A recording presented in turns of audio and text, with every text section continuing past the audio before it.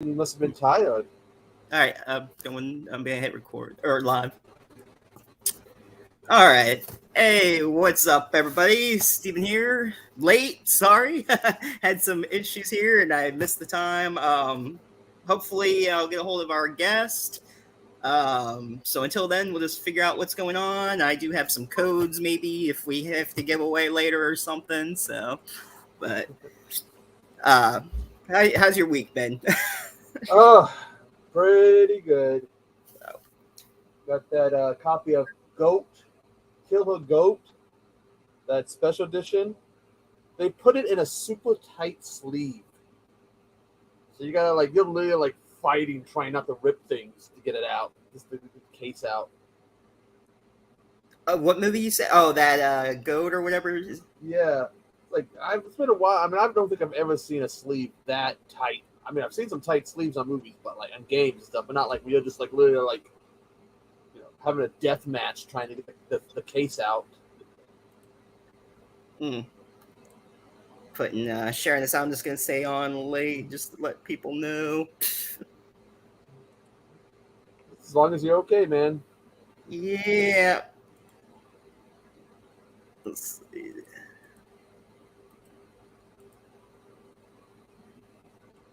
Let's see.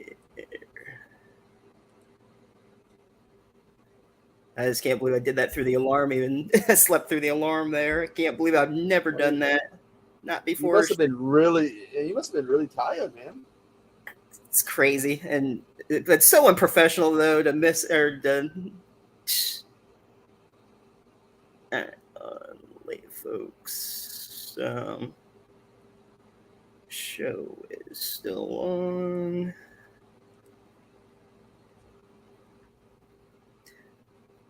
Well, earlier in the week, I was really tired. Like I didn't know if I was getting anything or not. Like I was. Remember, I sounded a little stuffy earlier last week or whatever. Yeah. I don't know. And then I thought I was fine, and then I was tired this week. I don't know.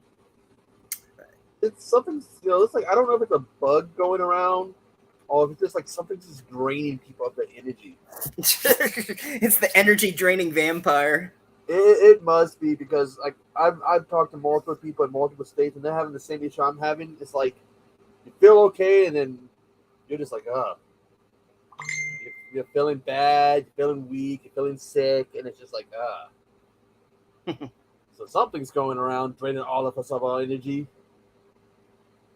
I guess it's that time of year. I don't know. Never had it happen this time of year. I've had usually happen during winter time, maybe, but maybe it's all that heat. The heat, maybe. I don't know. That's what's feeling the heat. It's sucking all the energy from us and just fueling itself. Yeah.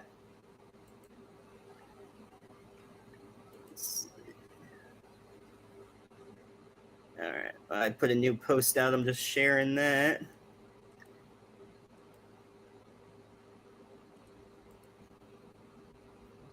Better late than never. Yeah. Probably no one's gonna. People are probably like, "What's going on with the show?" I'm sure once they know everything's okay with you, it'll be all cool, man. Yep. Let's see if I can call. He's not missing. The aliens they've been talking about in DC haven't come and got him.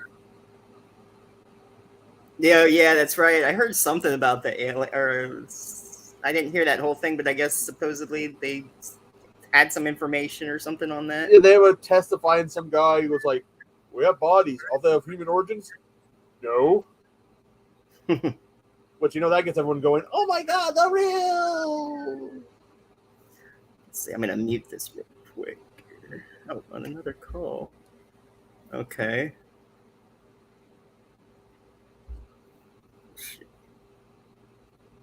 I tried saying message call and then it said he was on another call, so I don't know. So hopefully I'll get a hold of him. I see that Wild Eye was releasing trailers for the that Visual Vengeance. I think that Wild Eye was releasing some video trailers on the YouTube channel today. Oh, they did? For which one? Let's see. 'Cause I'd put them on my watch later list so I can watch. Hope I put, Vampires and Other Stereotypes, and Lycan Colony. Hmm. There might be some other ones there, but they were like Visual Vengeance. First thing you see when the trailer start off is Visual Vengeance. I'm guessing the new round of Visual Vengeance. So joining the Abomination or whatever and Replicator. Right. It looks like a couple people are starting to come in, trying to get a hold of the guests. If not, maybe we'll give away some digital codes. I got some for. Let me go grab them real quick. I have some somewhere too. I just don't know where I put them.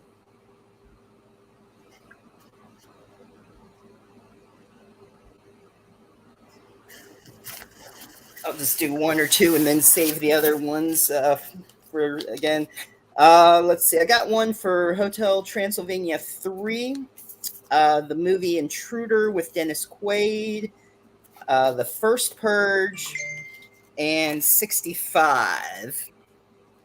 Let's see if I have. I know this is probably streaming now.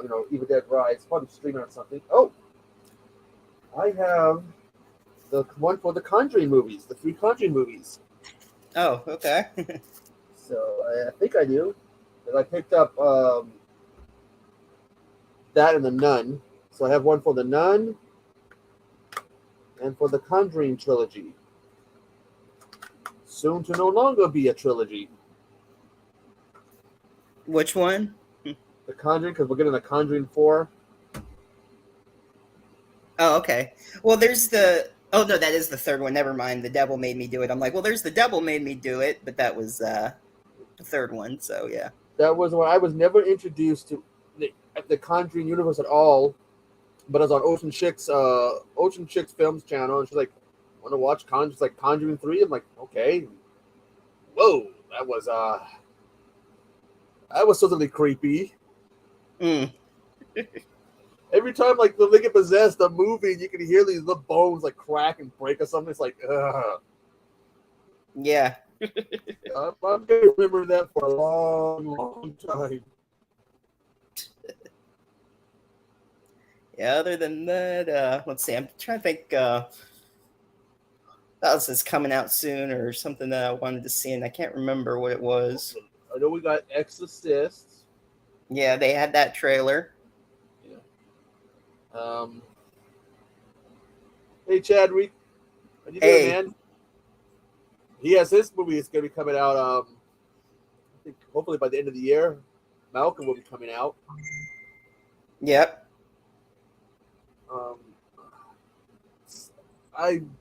People have been talking about all these movies that are coming out, and now they're all skipping my mind. I know there's a whole bunch, and I heard they're postponing Craven the Hunter and Ghostbusters 2 Afterlife and some other movies. They were showing someone found a still for the set from Deadpool 3, which shows Wolverine fighting Deadpool in front of the ruins of the Fox Studios. Mm. So we're going, is it going to be Deadpool kills the Fox universe or something? Right. But yeah, because of the strike still going on, that they're postponing. But we got 39 independent movies that were able to. They were 39 independent movies who have the members of the guild in it are going to be released, showing that companies like A24 were able to do or willing to do what the big studios don't want to do. Yeah. So that's got to say something. The studio like A24 is not bringing in the billions of dollars like Disney or wherever, and they're willing to make the deal. Yeah. When you want that next size pole in your yard, you can't make the deal. So I want the 105 50-foot pull because the 100-foot pull is not big enough, so I can't make the deal. Let's see. I think. Let me see. Let me mute this for a second. I'll be right back. I think I might get a hold of. So, Chad, how's Malcolm doing? I know you posted something on Facebook the other day about that, Chad.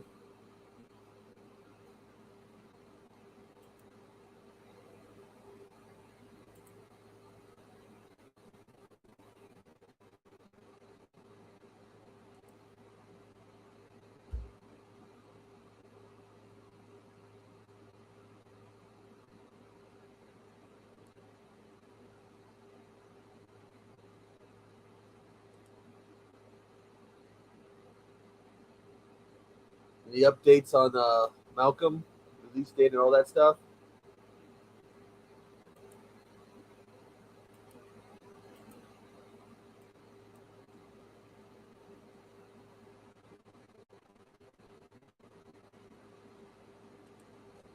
You're gonna be doing like a digital, like what they call it, digital like press kit or something for people who can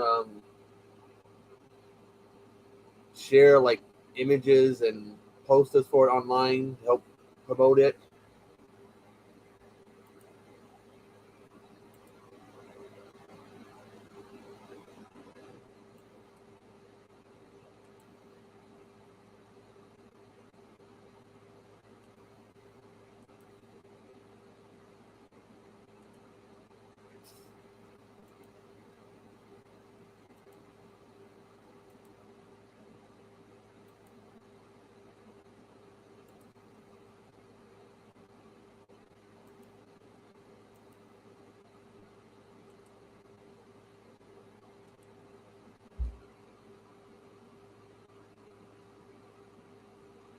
Oh, that's sweet.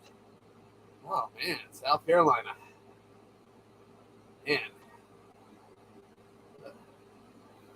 I've been to North.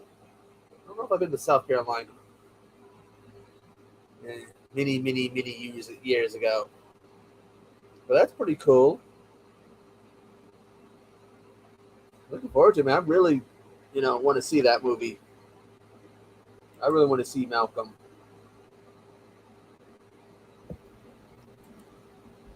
Okay. Hello. Hello. Okay. So PJ will be here in about maybe 15, 20 minutes. There was an emergency. Something came up, but Okay. he's actually going to. So it wasn't just me. So something happened too. So, but I told him it was live. And he was like, "Is it live or is it?" And I was like, "Yeah." And he goes, "Well, I'll tell you what. I'll take care of this and I'll be there." So yeah, and it looks like what Chadwick's saying that they're gonna have Malcolm's gonna be in some theaters around South Carolina, Charleston. That's okay, cool. nice. So that's pretty cool. Congrats. That's one of the ones I think I really am looking forward to seeing. I really want to see it. And if anyone who's in here, I'm sure you just heard me, PJ, will be in maybe about 15, 20 minutes. I'm going to put that up in the chat and share that out. So if anyone can help share that out, that would be great. That way people still know he is going to be here. What a day. It's the weekend. It's okay.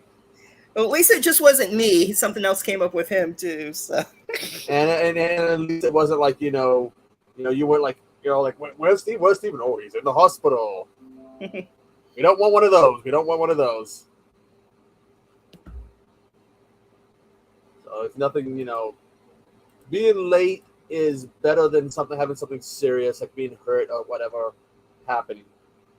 That's true. Yep. Jeez, I'll just put the photo of him there. Where is it? But we are still here, people.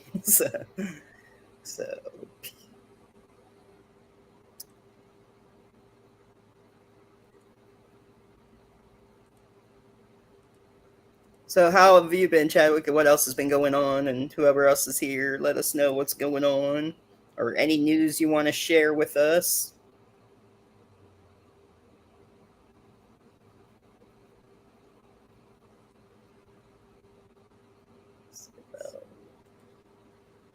So we Let's got Shark Month is coming to an end, luckily.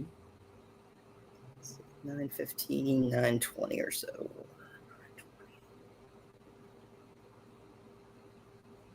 Yeah, so what shark movies have you been watching? Well, I watched that Malibu Shark Attack. So they have this shark, it's called a goblin shark. I'll go, it's bad CGI in the movie. Go, I'm going to Google what a real one looks like. Oh, Lord, I wish I hadn't done that. That is a scary looking fish in real life. It's got like the long nose mouth that shoots out when it goes to bite, like kind of like the alien. It's just like, oh Lord, if I saw that thing coming towards me, I'd be polluting the water. Ooh, cool, Chad. Deadline. Deadline, that sounds nice. And that's kind of a cool name for a movie. Deadline. It's just got a sound to it. But some of these movie titles, Deadline, and what are some of the other ones? Dead Air would make which have probably been used, would make another great movie title.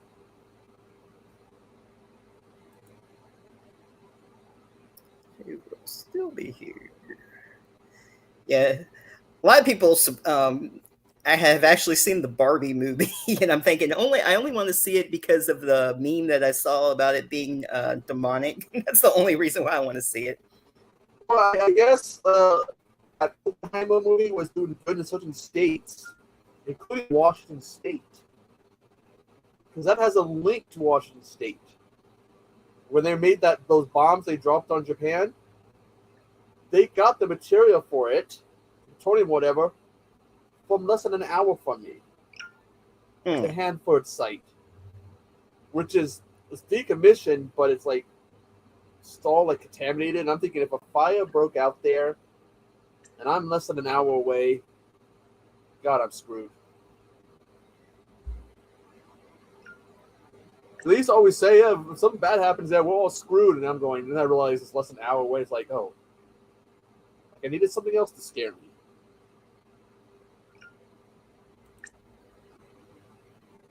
And I guess they got mad about that movie. If there's a love scene and like some guy says something from some religion from India, wherever, during the love scene. I didn't hear about that. I forget what it was he said. Oh, Chad, you're a super cool guy. It was a fun interview, and I said like it's when I started doing interviews, working with you and Pat, Chad was the end goal. He was the equivalent of what we in video games what we call a final boss. The final boss. Nice. You know, the one that kicks everyone's butt and everyone starts raging about.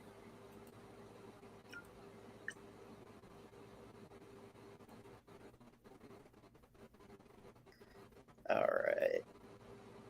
So I posted in probably like about 8 different groups right now that he'll be here in about 9:15 or 9:25.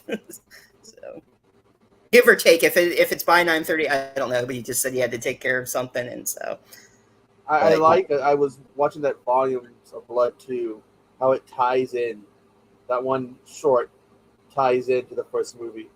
I'm sitting watching, and all of a sudden I'm seeing this killer. Wait a minute. Yeah. I recognize that guy. I don't think, you see like anthologies like tie into each other rather than the host telling the stories. Yeah. Well, that's kind of cool to do that, to tie them in.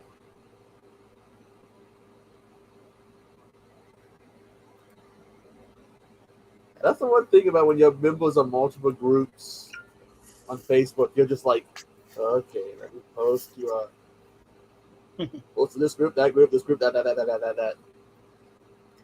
Yep. So that'll be it. And Threads, I think, is still mobile only. I don't think it's gone to computer yet. So I guess what they're calling X or whatever they're calling Twitter now.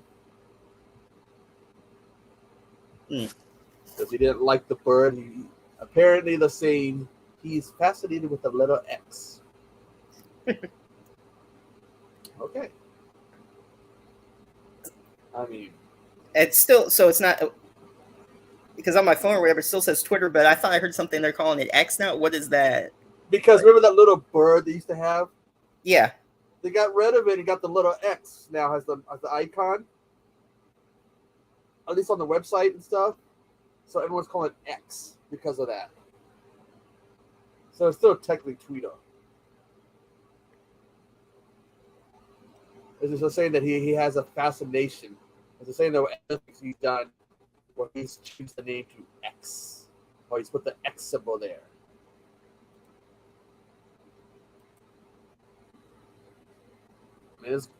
I'm sure the reason why he likes the letter, I mean, It's X. Dun, dun, dun. X marks the spot. Does that mean we can post anything now without being taken down? But I'll give this one thing. God, there is some interesting stuff posted on there that I wish I hadn't seen. Well, and then they take down the stupid, stuff that shouldn't. Remember when the Salska twins, they showed a picture of one of their movies and they got banned and it wasn't even anything that bad. I mean, really? I mean, like there's worse stuff that's been posted on Twitter and they had to like fight Twitter. They had small genitalia the other day was trending. So what is everyone doing? Photoshopping guys with small genitalia. What the hell? And I'm like, I don't want to see that. Please, Lord, save me. I don't want to see that. Yeah, no. Not that Instagram isn't bad because I've gone on Instagram to go, hey, what's people posting? And someone posts a close-up of a statue's groin area of a male statue because apparently that counts as okay. But still, it's not the first thing I want to see. Yeah. The Puke Chamber movie. You know, I can't remember the last time I saw one of the movies. Did they do a TV show or a web series or something? The sisters? Oh, they did Hellevator. Yeah. They did one of the See No Evil movies. I think. The second one, yep. Their very first one was Dead Hooker in a Trunk. That's so funny. Have you seen that one yet? I just am fascinated by that name. Of course, now I came across this movie that was following me on Twitter. He's trying to get the money for it. Psycho Sex Dolls. Psycho Sex Dolls. Okay. Which I guess this guy's from Scotland, and the whole plot is that this character's running a porn business. He's having trouble, so he hires some robot sex dolls, and they end up being murderous. Oh, okay. Whatever floats the person's boat, I'm sure that movie would do great. He's trying to raise money on Indigo for it. Yeah, I think Indigo, American Mary. Yeah, that was Catherine Isabel. Yeah, I'm trying to remember. What was it? JT or somebody was trying. It was tweeting at them, trying to get them into an interview or something. Like, okay, you're gonna want to creep them out. Go for it. What was funny was when I met Catherine Isabel, I had taken a bus up there. It was Texas Frightmare weekend, and saying something how on I don't know if it was, well, it might have been Greyhound or it might have been Bus. She was saying something about, did you hear how someone was decapitated? And she goes, but I'm sure you'll be fine though. You'll have a good trip back. You'll have a good trip back. And I told Jen what she said, and she's like, how could you tell him that? I mean, it was funny, but I'm just like, yeah, thanks. Yeah, just really like sitting there looking at the bus, like, oh, I don't know if I want to get on there. I don't know if I want to get on there. Well, Greyhound is hound, what I call it enough anyway. So I think the only time I ride those type of buses when you have those sometimes in school, those big long field trips. The school's like, let's get them one of these buses and not the school bus, which I'm thankful for because those long field trips would be really uncomfortable on those school bus seats. So then you sit on this nice bus and you're thinking, Why can't we have this every day for school? Yeah. But What have the sisters been doing as of late? I think that show was the Elevator was the last thing I can recall. they just finished. They did some movie. I can't remember what it was. It's not out yet. But then they're doing like Festival of the Dead or something. So they are working on a couple of new things that just haven't released them yet. So, but we should see some more of them soon. if not by the end of this year, next. And I guess for the first movie, they wanted to put makeup or a mask on Glenn Jacobs, Kane. And at that point, he just took the mask off and shaved his head and shaved his eyebrows off. And they were like, no, look at him. When he shaved all the hair off his head, eyebrows and all, he had this look to him. Near 7 feet tall, jacked at the time. Yeah, it's pretty scary looking. Oh yeah, Chadwick was also saying the Rabid remake. Yep, he has that. That was who was in that original?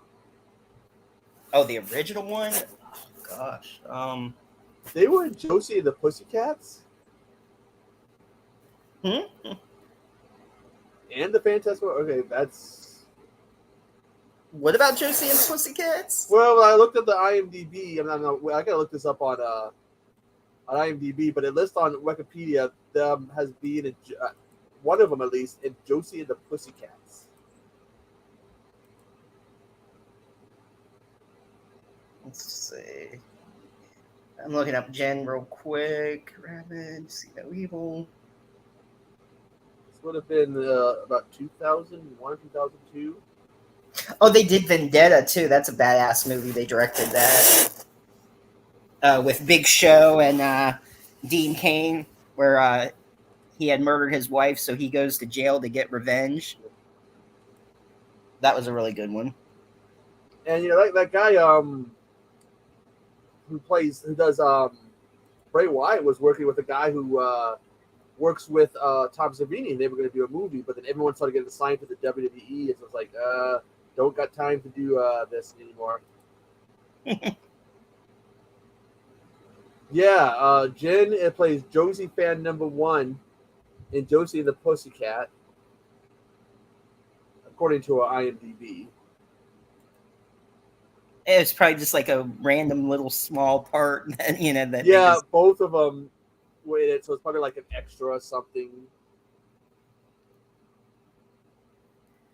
You go down, it's like the first acting credit. Josie fan 1 and Josie fan 2. That's funny. I don't even remember that. I forgot they made that movie, but you got to start somewhere. I think Rachel Lee Cook is in that one, and I forget who else is in there. Oh, okay. Someone just popped in here. All right. I don't know. Hello? I don't know if the video is working.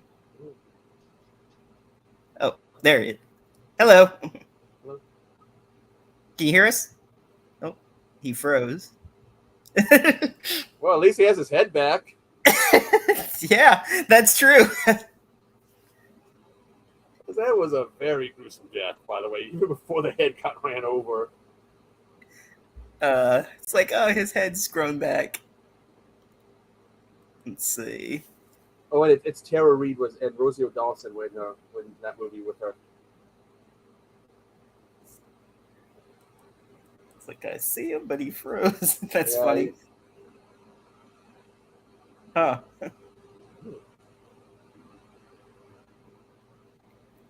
I'm surprised it hasn't shut off and come back on. Oh, there. Let's see. Looks like he's having some technical issues. Good old technical issues.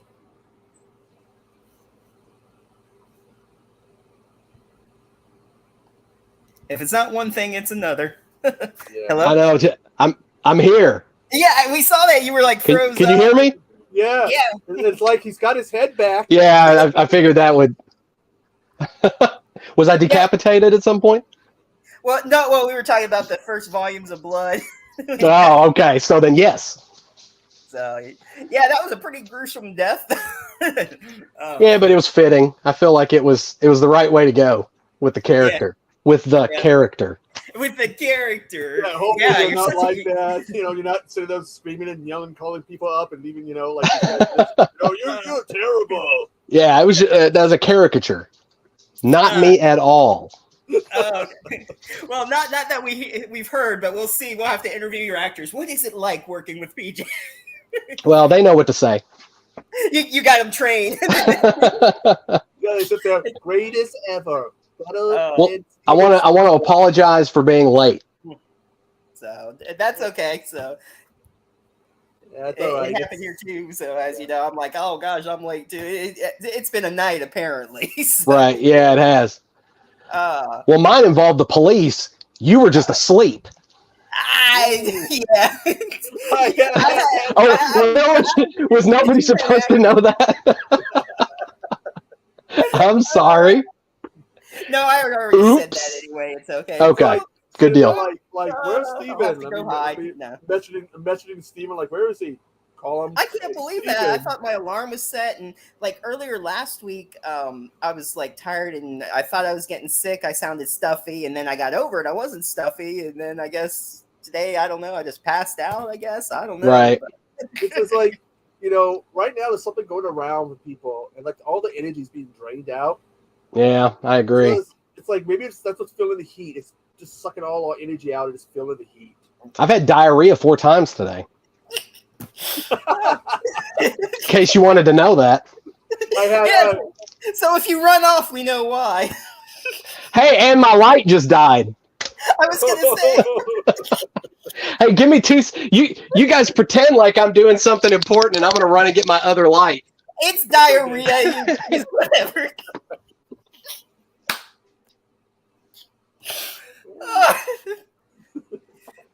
Oh, this is fun. Oh boy. This has got to be one of the craziest nights, I think.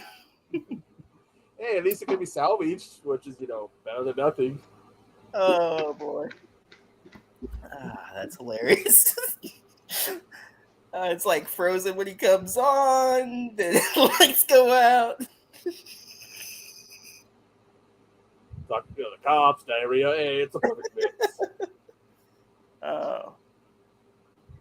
My eyes are starting to itch. My allergies are acting up now. So it's like, geez. It's like the reason why I hate yard work is just because of allergies. Got to go out, cut weed, do all this stuff, come back in. My mom's sitting in a wheelchair. How you doing? How-to. Okay, I know how you're doing.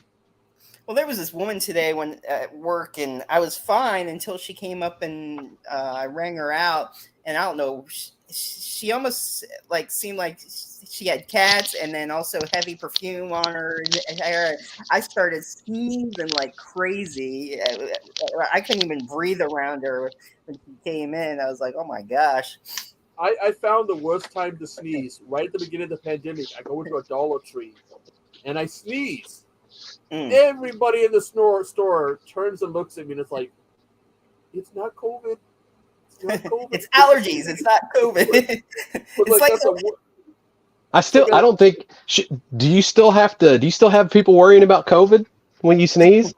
I don't know. It's like I saw a meme from The Walking Dead. It's like whenever someone sneezes, look at the flowers. Yeah. Well, today is since like 4:00. It's been a comedy of tragedies. So I can't guarantee this light's going to hold up. We'll see what happens. And I'm upstairs, and my I had a window unit up here in my bedroom, which is what keeps the whole upstairs nice and cool. And it had some kind of like malfunction thanks to the heat, and it like flooded, and water was pouring out the back of it. Ooh. So it's been off for like 2 days, and it's a sauna up here. Yeah, we got a police station in town. And it's like over 100 years old, and they were like, that was a problem they would have with the cooling units upstairs. Yeah. They're like, yeah. Can you guess why the ceiling downstairs is all water damaged? It's like, oh, okay. Yeah, and it's full of ghosts from everyone who's died of heat stroke. Yeah. I was like, I may be one of those by the time this is over with. Actually, we're just talking to a ghost right now. It's like you don't know you're dead. like, I like to tell people on hot days, I glue my ass to the AC. And if you want to see a grown man kick and scream and cry like a little kid, try to drag me away from the AC. Right. I've been doing all that. The biggest. Yeah, I do not do well in the heat. No, neither do I. It's weird as even though I don't like the cold, it's usually when I do the best. Yeah. I don't know why it is. Now they're talking. There's a way to get your body used to the heat. Yeah. What, just sit in the heat until you're good to just sweat yourself to death, I guess? Yeah, I've been in the heat a lot, and I still have not gotten used to it. That could be the fat guy in me, maybe. I really don't know. But I know that. I know that from the little extra weight. There's a guy in Arizona somewhere. Once a year on the hottest day, he dresses up as Darth Vader and runs a mile. Ugh. And I'm not thinking, me. Yeah, I'm thinking, good Lord. So you have paramedics at the end of the mile to pick him up. Yeah, I wouldn't even have made it to the end of the mile. They would have to get on a golf cart and go like a third. I don't even know if I'd make it like a third of the way. I was like 50 feet. Yeah. Like what the hottest day was like, what, 120, 130 down there? Like something like that. That's insane. But anyway, yeah, that was fun. So if you want, just a little, just curious, what was your where did you grow up, and who was your inspiration? What kind of movies did you watch, or what inspired you to do what you do, or who I should say? Well, first of all, Eric was supposed to be here, but unfortunately, a work thing came up, so he's not able to be here. Oh, okay. Oh, that's right. But nobody wants to hear from him anyway. So now he would fully expect me to say that, but no, both of us were born and raised here in Owensboro, Kentucky. That's where I'm at. I mean, I didn't really want to start being I would say a visual storyteller until my young teens, probably 12. Before that, I wanted to be a writer. Before that, I wanted to be a vampire. But I wasn't a goth kid. I just, for some reason, thought it'd be cool to be a vampire. Turns out it would suck to be a vampire. Sometimes it sucks to be a filmmaker, so maybe I should have just been a vampire. But the problem with being a vampire is you can't do your hair or anything. The whole no reflection thing, would be a right. problem. Yeah. Now, if you're like Colin Farrell vampire, maybe, but I don't look anything like Colin Farrell, so I think I would have a hard time finding victims. But no, I mean, I guess I grew up on a steady diet of horror films thanks to my grandmother. She passed away at the end of 2020, which is why I dedicated 13 Slays Till Christmas to her. And then there's actually a character named after her in Volumes of Blood Horror Stories, but yeah, I mean, I grew up on. I started with Ghostbusters, which I guess is kind of gateway horror, and then I moved to like harder stuff. Eventually, you go like Monster Squad, and then Night of the Creeps, and then The Gate, the 1988 Blob, stuff like that. So I was born in '82, so I grew up with all those. It's funny because just I think it was yesterday. Was the anniversary of Jason Takes Manhattan, and Jason takes a boat ride. Yeah, and it's funny. A lot of people hate on that movie, but I saw it in theaters with my grandfather, and so it has a nostalgia factor for me. I mean, yeah. Now, I was 7 years old when I went and saw it in the theater, so at 7, you don't really care that it's mostly on a boat. It's not till you like grow up and become a fanboy. And then you're like, yeah, it would have been cooler if he was in New York more. Yeah. But yeah, that movie has a special place in my heart. And Kane Hodder put a lot of nice little touches in it. Like when he sees that sign, you see him, he's all mad, comes out, looks up, and you just kind of see him. Right. And there's a better one. I think it's in part 7 where someone's making some noise and you see Jason like he peeks his head around the tree like, yeah, I want to go over there. Well, that's one of the great things about Hodder's performance as Jason. It's all the nuance that he brought to it. Yeah. So I think that helps make him my favorite Jason because look at the little details. Yeah. Like being mad, it looks like he's breathing. That little, head tilt, kind of like what am right. I looking at? Of course, so Yeah. So here's the question: because the '80s, because I grew up in the '80s, I was born in '78, and there was always the big debate in the lunchroom in elementary: Freddy or Jason? Were you Team Freddy or Team Jason? I'm Team Jason. Same. And it's like I like the quips and everything, but I prefer a silent killer. Mm. And that's a lot of the reasons. I love slasher movies. Like I love slasher movies. For me, what I gravitate to the most with a slasher movie is the look of the killer, the masked killer, the inventive ways of how he dispatches his victims, and then ultimately like the reveal of who it is. But it's because if you are familiar with any of my previous films, there's a lot of slasher elements in it. The face is in Volumes of Blood. He carries over into horror stories, and of course we had the Harvester, which was another killer in that movie. There was a lot more slasher elements.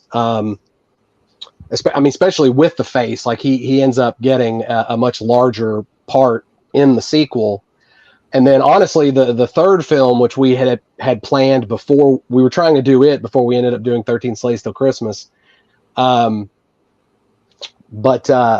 it pretty much, for the most part, was surrounded by the face and this much larger story that comes to a closure. Now that none of that would be realized. But yeah, and then even with our newer film, The Doctor is and they're all silent killers. You know, the Harvester's a silent killer, the face, the Doctor. So I gravitate. So of course, Michael Myers is one of my favorites. Oh yeah. But yeah, I prefer a silent killer. But The Prowler is probably one of my all-time favorite slasher movies. Oh, You get like top-notch Tom Savini kills in that movie. I love the way it's shot. The killer has a really unique look, being a soldier. So that World War II soldier. So it's and then of course My Bloody Valentine is the other one. Yeah. You know, for My Bloody Valentine, I didn't know for years that there was 2 cuts of it. And then I got the still book. Same. I got the still book, and I'm saying, "Oh, what's this cut? What's this?" Oh, I thought, "Oh, it's gonna be DVD and Blu-ray." And all of a sudden, it's like theatrical. What? No one told me there was another cut of it.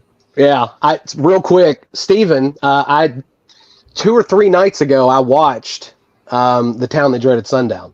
That's another one that I love. Oh yeah. The only thing about that movie that I don't like is it feels like there's too much screaming. And even then, it's not just, it's like every scream in that movie is so shrill. It just pierces your eardrums. That's the only thing about that movie that I don't care for some reason. You know, I haven't seen the newer one they did a few years ago. The new one is great. It's I mean, I don't, just watch it. It's not what you would think it is. It's a sequel, but it's not. It's kind of a reboot, but it's not. It's really, really interesting the way they go about it. I really liked it. It's a requel, kind of like what they say. Kind of, yeah. And the fact that it's based on a true story, we're never going to catch the guy. He's probably long dead by now.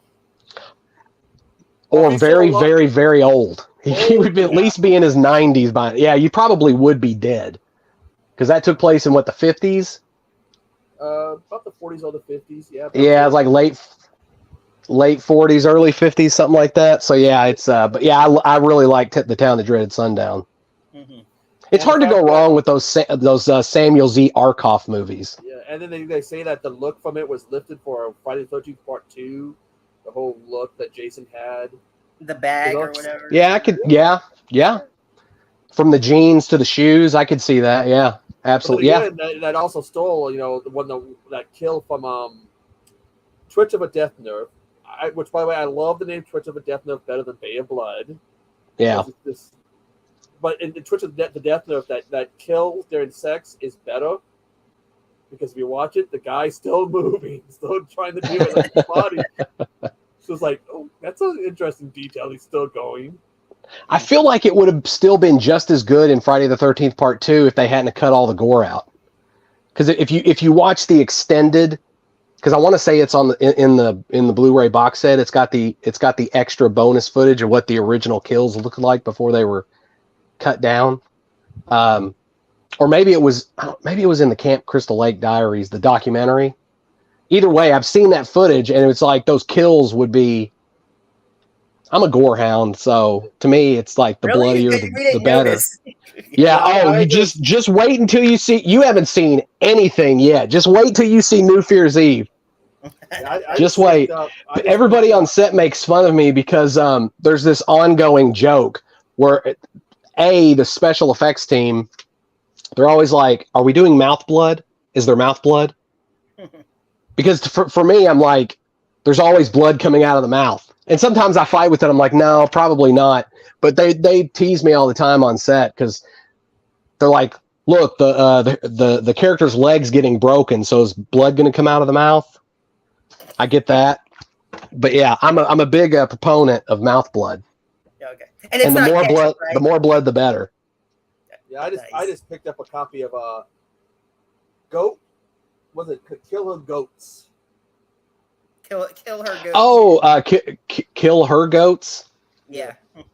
Yeah, I watched the trailer for that. I didn't know what to make of it. It is a slasher film, right? It is. But it's kind of weird too. Like it's yeah. Okay, so you've seen it? Yeah, I got it. Yeah, I got it when it Okay, came out. I didn't even know it was out yet to buy. I randomly I looked on it and it's like, oh, collector's edition. Okay, $10.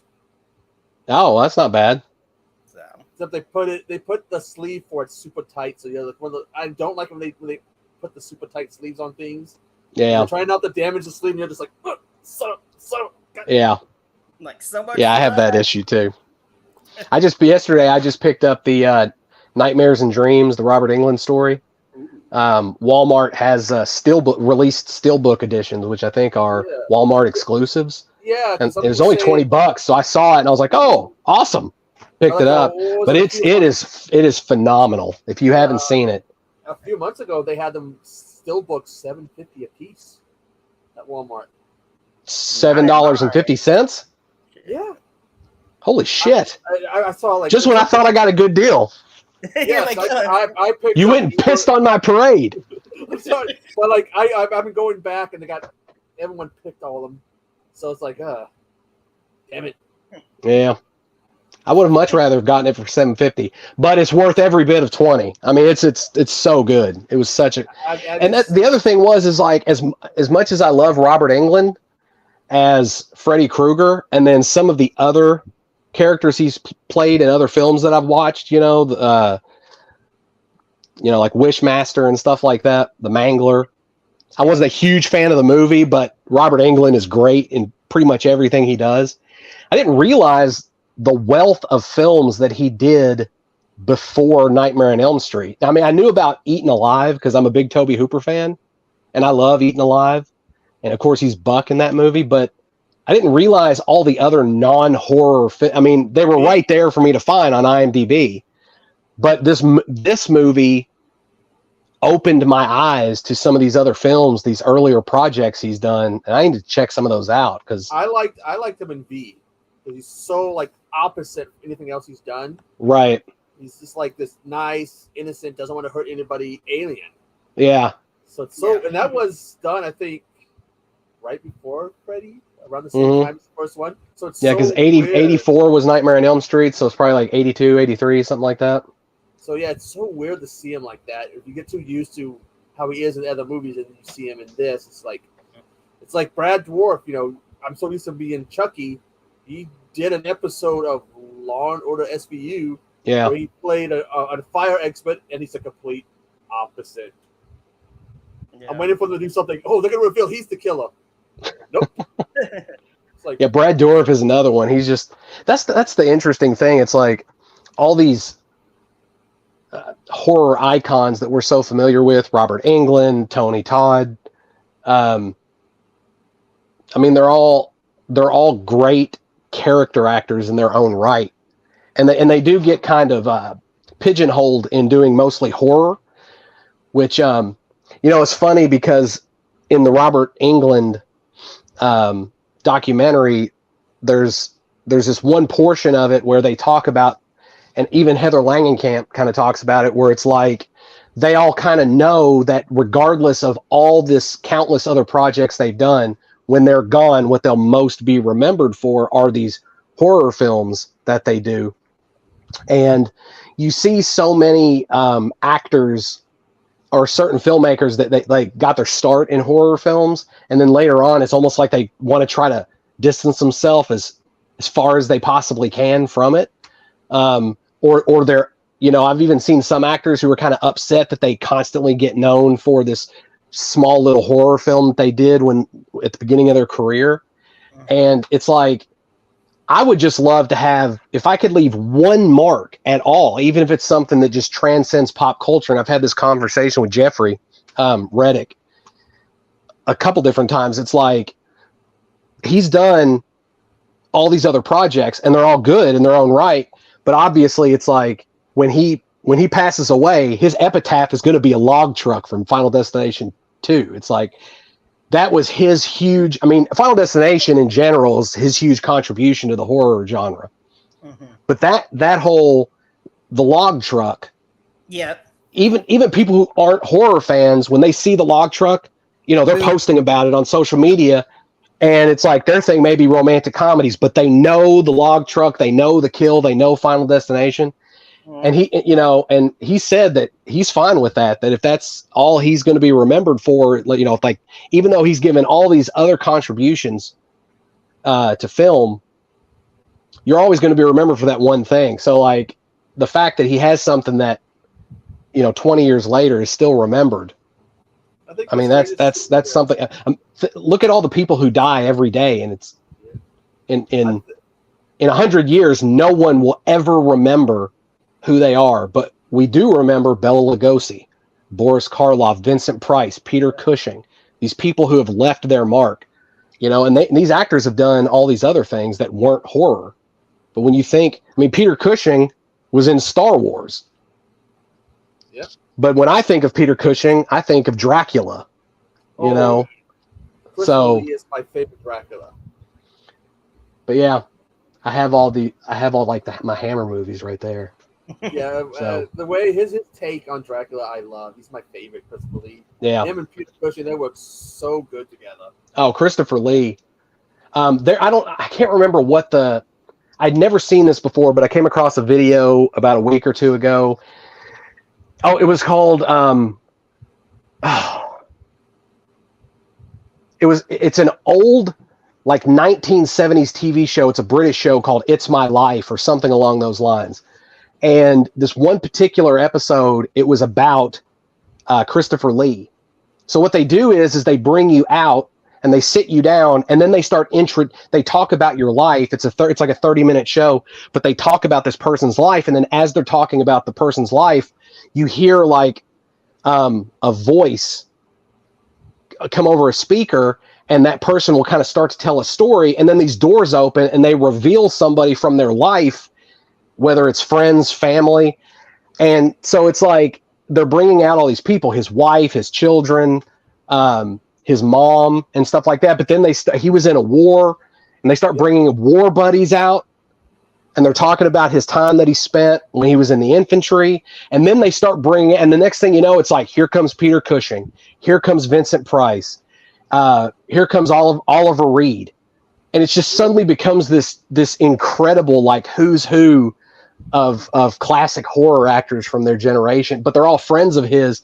And the look on his face when he sees them come out, especially Vincent Price, because, you know, Vincent's over in the States, he's in the UK, so you could tell he had no idea that he was going to see Vincent. And the look that he gets on it, like just this sheer joy, it was really cool. It was like a side of Peter Cushing, or not Peter Cushing, but Christopher Lee that I'd never seen. It was super cool. So if you ever get a chance, it's on YouTube. Okay. There's an interview someone was talking about him. Some director, filmmaker, I think it was one of the ones he worked with on Lord of the Rings or whatever, where he was telling them that someone was supposed to be stabbed from behind, and they're supposed to make this sound, and he's like, "That's not the sound someone makes when they stab from behind." And they're like, "Yeah, he used to kill these German guys, hunt them down, and kill them." It's like, oh, so he really knows what a sound someone makes when they get stabbed from behind. Which I don't know if that makes him super scary or just like even cooler. Yeah. Problem is that usually when you do, that's the thing about real life versus. I don't know if you guys have ever watched or like seen pictures and stuff. You probably have if you're horror films. I think we all at some point have had like a Faces of Death period or something. Right. But like if you look at pictures or video of people, and I don't like watching or looking at them, but it's like I've seen them, and it never looks real. Like the real death never looks real, but fake death for some reason always looks more real because like real corpses look like dummies for some reason. But I think maybe it's because the life is gone from the body or whatever. Maybe that's why it appears that way. I don't know, but yeah. I'll see. You're wearing the Monster Vision shirt. Yes. You're gonna be working with Joe Bob. Not anytime soon that I'm aware of. I mean, you never know, but I did work with him when we I think it was like 2019. We went to Pittsburgh. Justin Seaman, he was doing. They were shooting the wraparound story for Cryptids, and it was funny because they said, "Hey, do you want to have a cameo in the movie?" And I was like, "Sure." So Eric and I went to Pittsburgh. Well, not Pittsburgh. We're like 40 minutes outside of Pittsburgh in Claysville, but that's where Justin's studio is. And anyway, so he and Zane Hirschberger kept telling me, Zane's like, "Dude, we got a surprise for you. We have got a surprise for you." And you know what? I'm wrong. It wasn't 2019. It was September of 2020. So, because the pandemic was still happening. So it was September of 2020. And anyway, so Eric and I get there, we meet him in Texas Roadhouse, and we're all kind of sitting there just shooting the breeze. And Zane gets all excited and he goes, "Oh, your surprise is here." And he gets up and he walks around, and Justin walks in, and next to him is this like real tall guy, and he's wearing a face mask and sunglasses. And I had no idea who it was. And I felt so bad because Zane was like a little kid. He could not wait to like reveal this. You know, he kept saying, he's like, "Dude, we got such a great surprise for you." And then in walks this person, no clue who he is at all. And immediately I'm like, oh shit, I'm going to have to pretend like I'm excited or as if I know who this person is. So he starts walking up to the tables and he takes off his mask and his glasses at the same time. And inside of me, there was this like explosion.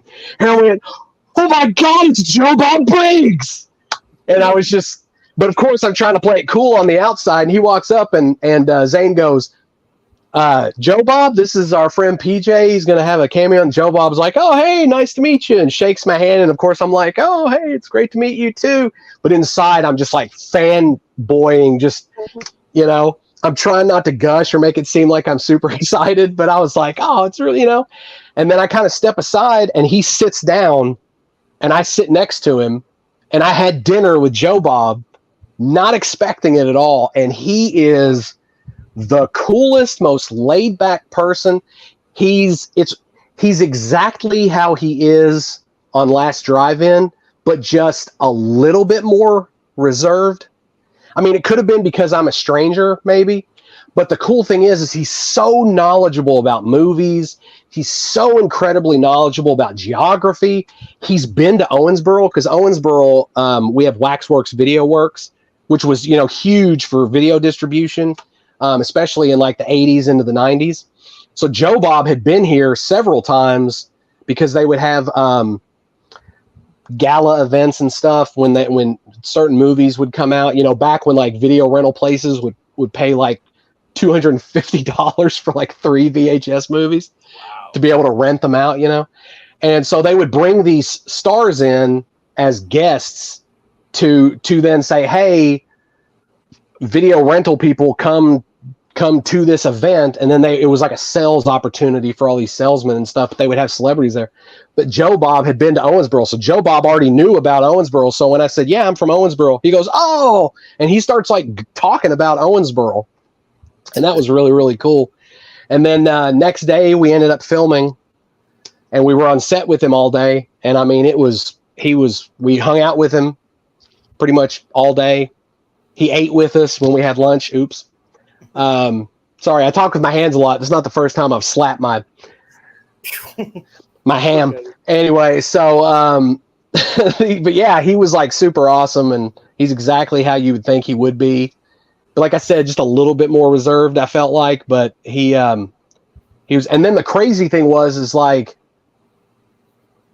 probably a year later, I ended up going back and filmed a small cameo role in The Barn Part 2, and I got to work with Diana.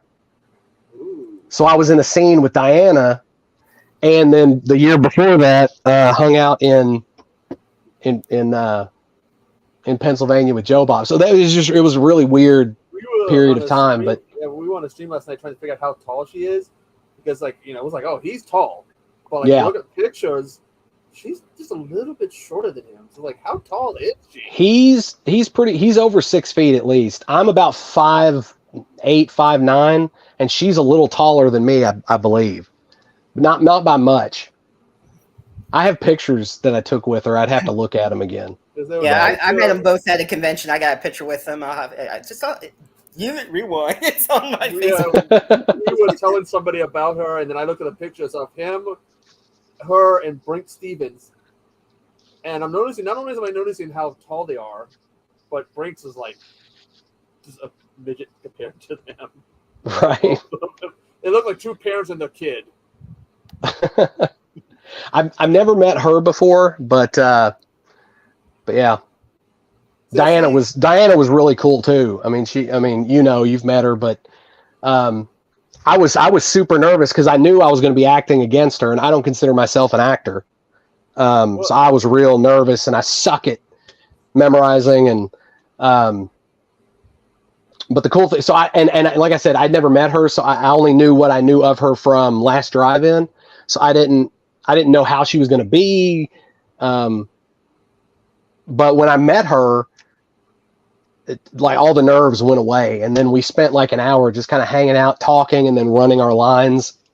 So then when it came time to shoot, neither of us would feel rusty, I guess. But yeah, she was real easy to work with and real cool. And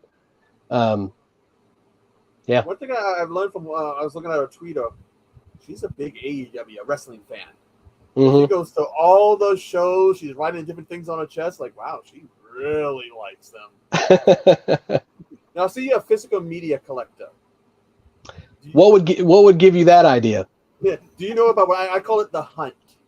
Uh-huh. Those movies that you spend all that time in hunting for. Is there any like particular you're on the hunt for? I'd say a lot of these are now Blu-rays. Originally, this room was like full of DVD. I've been hunting for a lot of movies to replace them with Blu-ray. But movies that I'm assuming you mean like movies I grew up with. The ones that you really would love to own a copy of, because I call it the hunt.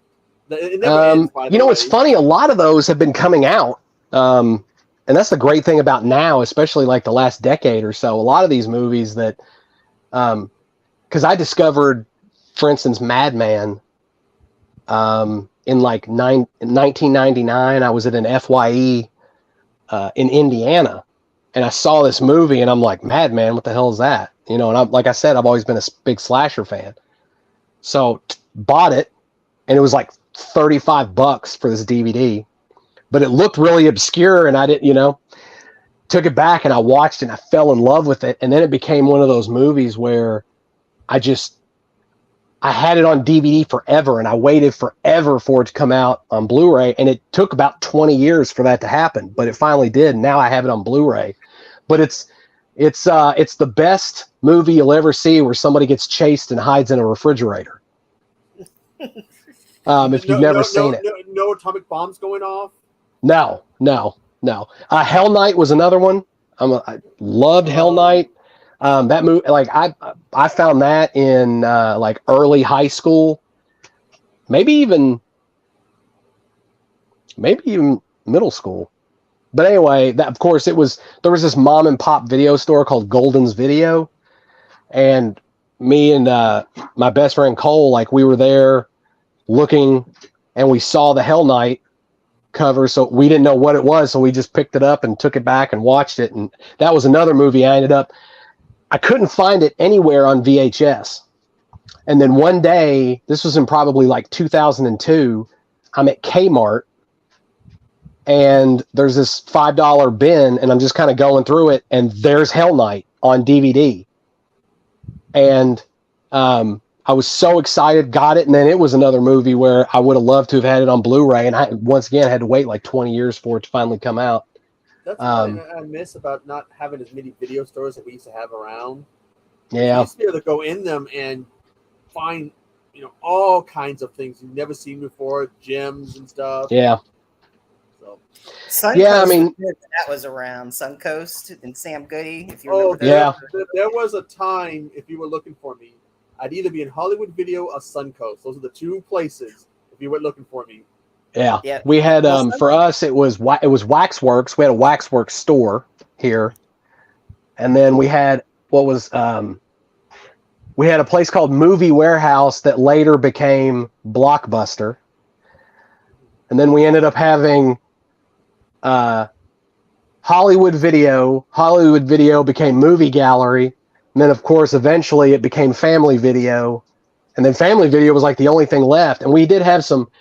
Here's the crazy thing: we still have one mom and pop video store here called Star Trek's Video, and it's right down the street from my house. And the guy that runs it, his name is Steve Grimes, and he's keeping it alive. Yeah, we have. But it is a mom and pop video store. It's got You can go in and rent VHS, DVD, Blu-ray. It's pretty cool. Yeah, we have one in my town too. The owner retired, but someone bought it from him just to keep it going. Oh, wow. But we have a place in Seattle, if you can look them up on Instagram, called Scarecrow Videos. If you're a physical media collection, this is heaven. Right. 2 floors of big, libraries type, bookshelves of movies of all kinds. VHS, DVD, Blu-ray, Laserdisc. Oh, that's cool. It's just like, I tell people, if I ever go there, you'll turn on the news and you hear about a big scene going on in Seattle, and you'll see me being dragged out crying. I don't want to go. I want to just live here. Yeah. Back in I was in Gatlinburg in 2018, and we were in this place called Pigeon Forge, and they had this mall, but it's like your basic mall, but it's made of wood. It's like this old timber, and it's 3 or 4 stories high. It's really kind of cool. But in the bottom, there's almost like a basement kind of, and there's a video store in there. I don't know if it's still there, but they had a lot of Blu-rays and DVDs. And when we were there, I was going through their horror section, and I came across The Creature from Black Lake, which I remember the cover for, but I never watched it. I never rented it to watch it, but I came across the cover and I was like, oh, I've always wanted to see this, but I never have. So I bought the DVD and loved the movie. It was a horrible transfer, but the movie was great. I really loved the movie. And I waited forever for it to come out, and then eventually it did. I've got it here somewhere, but it's on 4K Blu-ray. But it's a great time for, even though a lot of these places have kind of gone away, it's still a really good time if you're a physical media collector. Yeah. Because there's a lot of stuff that's coming out. Vestron finally released this past week. I don't know if you remember the movie My Best Friend is a Vampire. I saw somebody post about that earlier. This came back out. I was looking for that for the longest time, and I was hoping Scream Factory would release it, but I don't care. Scream Factory, Vestron, and it's cheaper Vestron. Yeah. Well, Scream Factory just released they're coming out with My Demon Lover, which I rented that movie like a gazillion times growing up, and I still have, I think. I have it on DVD. He's Bozaskis. Is that how they say it? Yeah. And every time he gets, it's here somewhere. Yeah, but it's but I have the DVD, and then I saw that they're coming out with the Blu-ray, and I was so excited when I saw it. So yeah, I'm also waiting for a Blu-ray of Stanley. Have you ever seen that with the rattlesnake? It was filmed in the Everglades. It was this, like, I haven't seen it, but I know what you're talking about. But yeah, I haven't seen it. But like Spookies was another one. Spookies was one that I waited for forever. It's like the only place you could find it was on YouTube. And they released that on Blu-ray. I think it was Vinegar Syndrome. Vinegar, yeah. Yeah, only complaint I have about that movie is those damn farting monsters are annoying as hell. And I guess somebody said because the guy that made that decision to make him fart, he died, and I was reading up on him, and some guy made a quote of, "I hope he's burning in hell." It's like, wow, he really has got people mad. The Blu-ray has. Did you watch the documentary on the Blu-ray, the making of the movie? That it was It was made and shelved or something. Well, it was this. Originally, this other group started the project, and then a producer came in and kind of took control. And then the original crew just was kind of, they didn't. It was a disaster. But the documentary of how the movie came together is just insanely compelling. It's, as a indie filmmaker, it's literally worst case scenario if you're making a movie. It's anything and everything that could go wrong because there's too many cooks in the kitchen, or at least one cook. One cook, I almost said cuck, I think, but because of one cook, he comes in and like kind of it's crazy how things went down with that movie. But the making of is just so compelling. But once again, that's a movie I grew up with. So of course I always thought the farting basement dwellers was always entertaining. I could see if I was like an adult and I came into it, how I'd be like, God, this is so stupid. Like, why would you do that? You're shooting yourself in the foot. Like, who's going to take this seriously? But that's the thing about nostalgia. It's like when you grow up with something, you have fond memories, and it's hard for you to hate it, even if it's a horrible film. Horrible. Yeah. The one thing that I've done is I used to have a period where there was a time in my life, and you see this all the time. It's real bad on like Bloody Disgusting comments. I don't know if you ever read the comments on Bloody Disgusting, but apparently the people who frequent Bloody Disgusting and leave comments hate horror movies. Like I've never seen so many horror fans that have such disdain for every movie coming out. It is incredible how it's like, it feels like people who just only love dramas come and are like, what horror movies are coming out? Oh, these are terrible. These are garbage. But I think, and we've all done it, where it's like you watch a movie and you're like, this wasn't what I was expecting. So then you're disappointed in the movie and you don't really like it, or whatever the case may be. So there was a period of time in my life where I was like that. And it was before I really got serious about making movies. And then once I started getting into the process of from script to screen, how you get something up and going, and the trials and the tribulations and all the hurdles and the bullshit and all that you got to wade through to get something done, whether it fully works out or not. And I think regardless of how big your budget is, it never fully works out the way you wanted it to visually. I changed my perspective, because it was like I stopped going into movies. It doesn't matter what the movie was or is, but I stopped putting my own level of expectations on it. That's where fans go wrong. I mean, I'm not saying that you can't have a specific taste or something that you're interested in, but the second you go into a movie expecting it to be something, you're setting yourself up for failure. Because it's never going to meet your level of expectation. Unless it's like a big budget Hollywood blockbuster or something like that. But even then, sometimes it's like you go in, you love the original Raiders of the Lost Ark, so then you go see Kingdom of the Crystal Skulls, and you're like, it's not a Raiders of the Lost Ark. So it's like we got the upcoming Last Train to New York, is it? Which is that's one I'm like, I'm gonna try that when I see it, I'm gonna try not to be judgmental, but God knowing me, because I love Train to Busan. I just know I'm going to go in and be, no matter what I do, I'm going to probably end up being judgmental. Right. The way I look at it is films. I know people. Here's the thing. I love remakes. I'm not against remakes. I don't think there's anything wrong with remakes. Now, is the remake of Nightmare on Elm Street better or even equal to the original?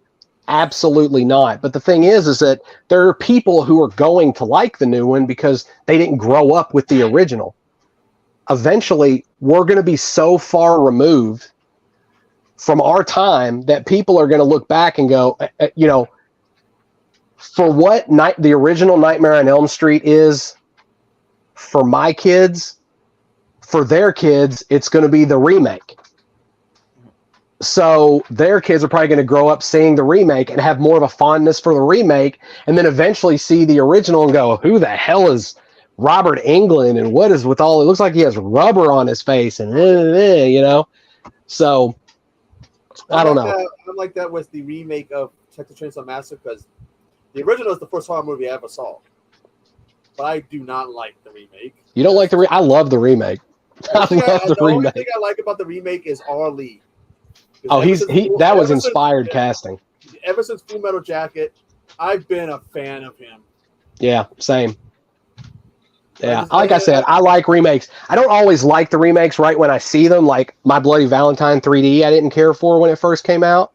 But what I'll do is after I watch a movie and then don't really like it, I'll take, sometimes even a decade, and then I'll go back and revisit it. And usually I end up liking the movie better than it's almost always better than what I remember it. Because I think you kind of set this, you're like, and sometimes there's even things that like I remember certain things happening and then they don't. It was like reasons I didn't like it, and then they're not there, and I go, well, I guess did I make that up in my head? But Rob Zombie's Halloween was one of those.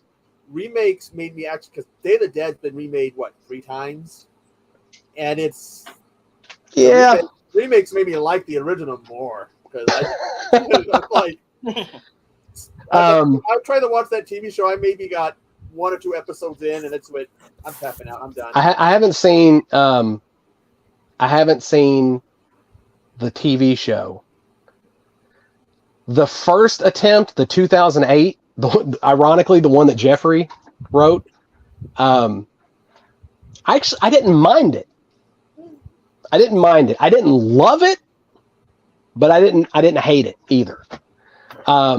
But then again, it's kind of, for certain films, it's hard to top the originals because George Romero's movies are just so iconic and so well done and have such a voice of their own.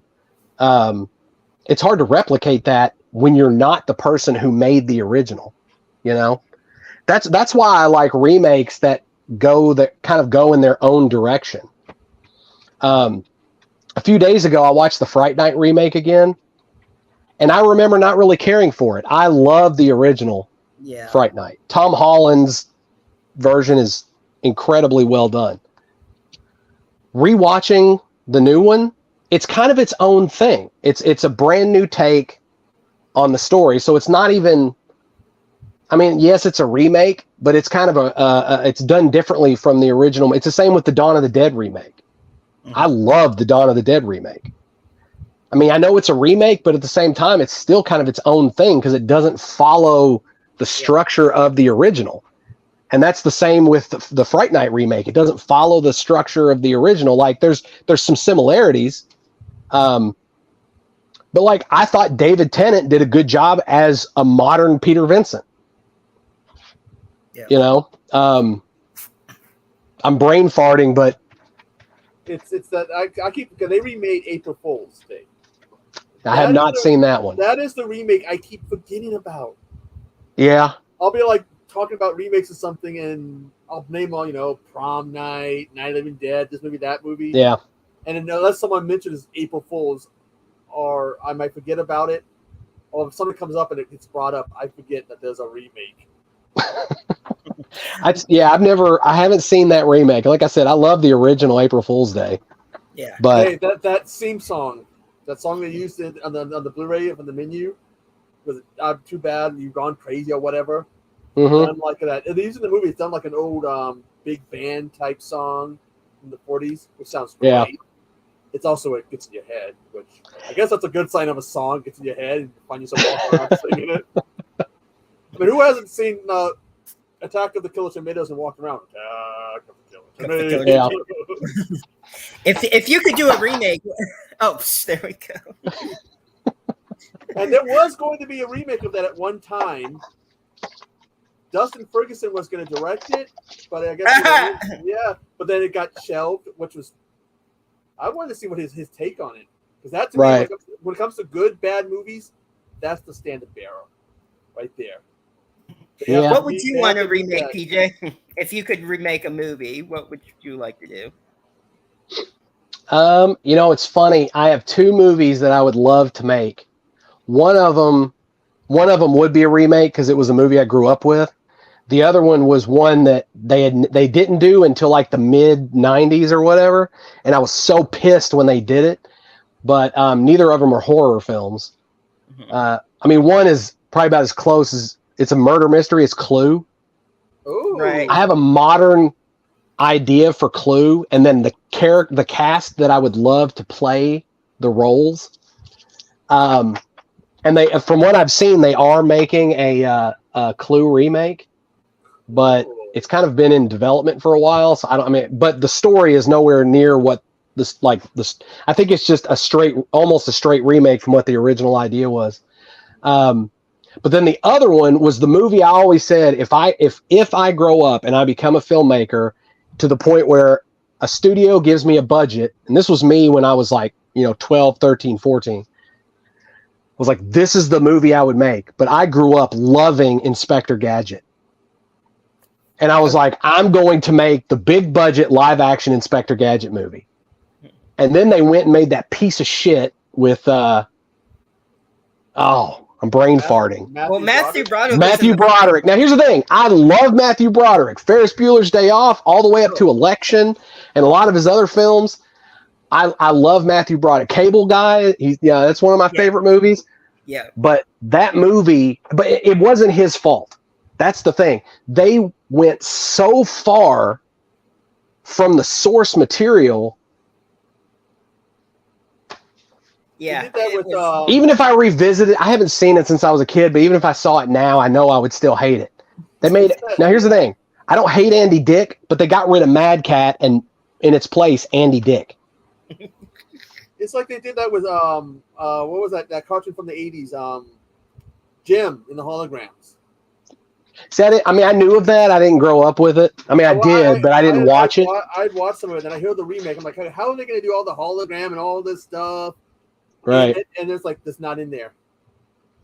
And I think it was so bad they pulled it from the theater after less than a month or whatever. It's like, yikes. Wow. Yeah, I don't know. I haven't seen it. There's the one I always thought would be fun to see a remake of is Children Shouldn't Play with Dead Things. Yeah. That was a decent effort, I thought. I don't love the movie, but it's not a bad movie. Yeah. But I love Bob Clark. I'm a big Bob Clark man. He made the best family Christmas movie, and he made the best Christmas horror film. So, in my opinion. So, since you brought up a little bit of Christmas, 13 Slays the Xmas, what was your inspiration for that there? Right. What was your question? Sorry. I said, what was your inspiration for that there? It's weird. It's like ideas will just kind of pop into my head. But when we were doing Volumes of Blood horror stories, when we were shooting Nathan Thomas Milliner's segment, Fear for Sinners Here, we're filming in July, but we had to decorate the house as if it looked like Christmas. And that feeling you get. If you suffer from severe depression, maybe you don't get that feeling around Christmas time, but like when everything's all lit up and everything, it's like you get a certain feeling. Even if you hate the holidays, it still gives off just like there's just something kind of fun about it. So when we were filming, it's sweltering outside, but inside it's Christmas. And it was like we had the Christmas tree and we had all the decorations. And it's like, we're filming in this house that was completely empty. So we had to fully furnish it. And we started with a blank slate. We could do anything we wanted. And it was like Christmas was everywhere. And that's the thing, like whenever I do a holiday movie, and I think in a lot of ways, this is how it is with real life. It's like real life is never as festive as how you see festive movies done. when something's Christmas in like a movie that's Christmas, it's really Christmas. Or if it's a Halloween based movie, it's really Halloween, which is funny because if you watch John Carpenter's Halloween, the most Halloween about it are a few pumpkins scattered about. There's really not Halloween lights or Halloween decorations or anything like that. It's just pumpkins. And that's really about it. And then some leaves scattered around to make it look like fall. But when you watch Halloween movies now, like Trick or Treat, it's so fucking Halloween. So are we allowed to cuss? Yeah, you can say whatever you want. Okay, sorry. But yeah, so it's like, so anytime I do something that's holiday related, that's me. I'm like, it's gotta be all the Halloweens you've had. It's as if you never had Halloween in 40 years, and now 40 years is all in one, holiday. So, so that's where the inspiration for 13 Slaves Till Christmas came from. So we're shooting Fear for Sinners here, and I'm talking to Eric, and I'm like, man, we should do a Christmas movie. It was just, there was something about it, just the atmosphere and everything. It was so fun. And I was like, we need to do a Christmas movie. So I'm just playing around. I like clever names. I like to try to think that my names are clever when I come up with titles for movies, but like I love clever titles for stuff, books, movies, whatever. So I was just playing around with ideas, and I was like 13 Slaves Till Christmas. That sounds like a cool name. So I told Eric about it. I was like, we should do a movie called 13 Slaves Till Christmas. And this is on the set of Volumes of Blood Horror Stories. This is like 2017. And he goes, well, what's it about? And I go, I don't know. It's just a title. And he's like, well, figure out what it's going to be about, and then we'll talk. So I came up with the concept, the basic idea. I knew it would be an anthology. And I had the basic idea, but I didn't know what the full structure would be or any of that. And then after we did Volumes of Blood Horror Stories, it did so well, review-wise and all that. Once it got out there, we were like, oh, we should make the third Volumes of Blood, which was called Devil's Night, and that's the direction we'll go. But the first thing I said to him was, I was like, hey, we need to do a different movie. And then we'll come back to Devil's Night. He goes, no. Eric's like, no, we need to go right into Devil's Night because we need to ride the momentum of horror stories. So I was like, all right. And I had a couple different ideas. There's a fake movie poster in Horror Stories for a movie called Freezer Burn, and it's in the theater in the background. And I have an idea for this movie called Freezer Burn. So I was telling him, I'm like, oh, we should do this. We should do Freezer Burn, or we should do 13 Slaves Till Christmas. And he's like, no, we need to do Devil's Night. So then we tried to do Devil's Night, and we spend the better part of like 2.5 years trying to get it financed. And nothing is coalescing. So in like August of 2019, Eric and I have our like 10,000th production meeting, 2.5 years into trying to get Devil's Night made. And at this point, I'm just fed up with Devil's Night. I love the script we have. It's a solid script. All the stories, the writers we have on it, I mean, it is polished. It's really good. So it wasn't the source material that was the problem, was trying to find the financing. And so we had done a crowdfunder, and we had like a fraction of the budget that we needed to make.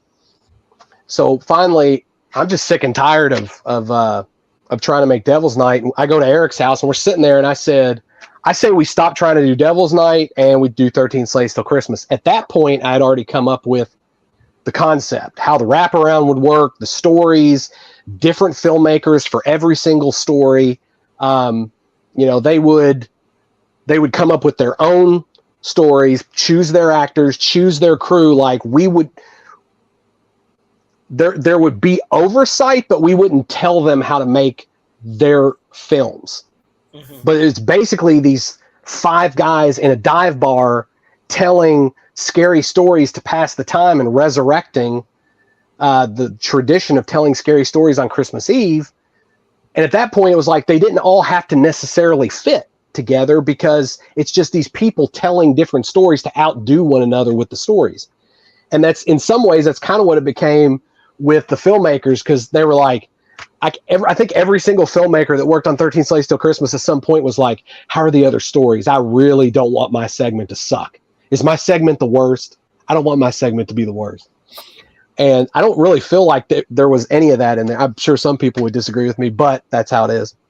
But anyway, that's a long-winded answer to your question of where 13 Slaves Till Christmas came from. So it stemmed from the Christmas segment in Horror Stories. Then we couldn't get Devil's Night funded. And then in a whim, I said, look, I'm going to start moving forward on 13 Slaves Till Christmas. And this is August. If by December we have more traction with 13 Slaves Till Christmas, then that's what we're going to make. And Eric was like, he agreed to that. He said, okay, I'll keep spearheading Devil's Night. You spearhead 13 Slaves Till Christmas. And by December, whichever one has more headway, that's the path we'll go on. And by December, it was like we had all the filmmakers signed on, or most all the filmmakers signed on. They were already sending us their ideas for stories and stuff like that. So just by natural, by happenstance, we moved forward with 13 Slaves Till Christmas, and rest is history. Would we ever see a second one? I mean, I won't say no, but 14 Slaves Till Christmas. Right. Or we'll do a prequel, 12 Slaves Till Christmas. On the 12 Slaves of Right. Xmas. That's what. Right. On the 12 Slaves See, of Xmas. and that's the thing. Just to make it easier on ourselves, we'll do a prequel, and we just have to do one less sleigh. So it's like we just tell one less story, and it's actually an easier movie to make. It almost goes with the song too. On the 12 Days of Christmas, so on the 12 Right. Slaves. Exactly. But yeah, so You better credit me for that. That's my we title. of course, I won't take the credit. But I joked to you always, or at least I always joke. I'm like, oh, I can't wait for the sequel. Just wait. We're going to be doing the sequel next. And so we did 13 Slaves Till Christmas. And of all the films we've done previously, it was the most successful. And by that, I mean, it did do better financially. We're nowhere near what like a financial success. But it still did far better. It's sold out more than any of our previous projects had. And of course the reviews and the coverage and everything, it ultimately ended up getting on like Good Housekeeping and Cosmopolitan magazine. Had it on like, yeah, it's like it was like the 20 best horror films or Christmas horror films is Cosmopolitan. Now it wasn't in the magazine, it's on their website, but still, Cosmopolitan somehow found out about it and put it out there. So, and that's real quick, kind of a side note. That's the great thing about the shtick of making a holiday movie, because if you make something that is specific to a national holiday, inevitably every year it's going to come back around somehow. Because by the time it had hit Cosmopolitan, by the time it hit Good Housekeeping and several other best Christmas horror movie lists, it had already been out for 2 years. So you can imagine, I mean, that's a surprise when you see that stuff, because we figured at that point, like, nobody cared about 13 Slaves Till Christmas, and we're already moved on trying to work on what our next project is going to be. So that is the great thing about doing a holiday-based film, is it always inevitably kind of comes back around. And but what happened was that we had joked a lot about doing a sequel to 13 Slaves Till Christmas. But while we were towards the end of filming 13 Slaves, I was driving, and do you like how I started to pantomime driving? So I'm driving, and I'm just sitting there, and I'm like, New Fear's Eve. That's I think it almost, a lot of times it starts with a title, but I'm sitting there driving, I'm like, New Fear's Eve, that would be a cool title. And then I ask myself, I'm like, what's the story behind New Fear's Eve? So then I come up with the concept, and then I go to Eric and I say, hey, I came up with this movie idea. He rolls his eyes and goes, okay, yeah, because I do that a lot. I'm always coming up with movie ideas and throwing them at him. And, but I told him the idea for New Fear's Eve. It wasn't an anthology. It was a feature narrative. and I had the basic idea of what the story was going to be and this, that, and the other. And he was like, I really like that. But at the time he's like, we're still trying to finish 13 Slaves Till Christmas. So let us finish this before we talk about what, exactly what we're going to do next. Because who knows? What if we end up doing the sequel to 13 Slaves? Or what if something happens and we can make Devil's Night? And I'm like, okay. And then there's this other script I'd written called the To Die List, which is kind of a heist slasher hybrid. And I wrote it back in like 2012, somewhere around 2011, 2012. And he really likes the script of that. And he's been talking to me. He's like, hey, we should make this.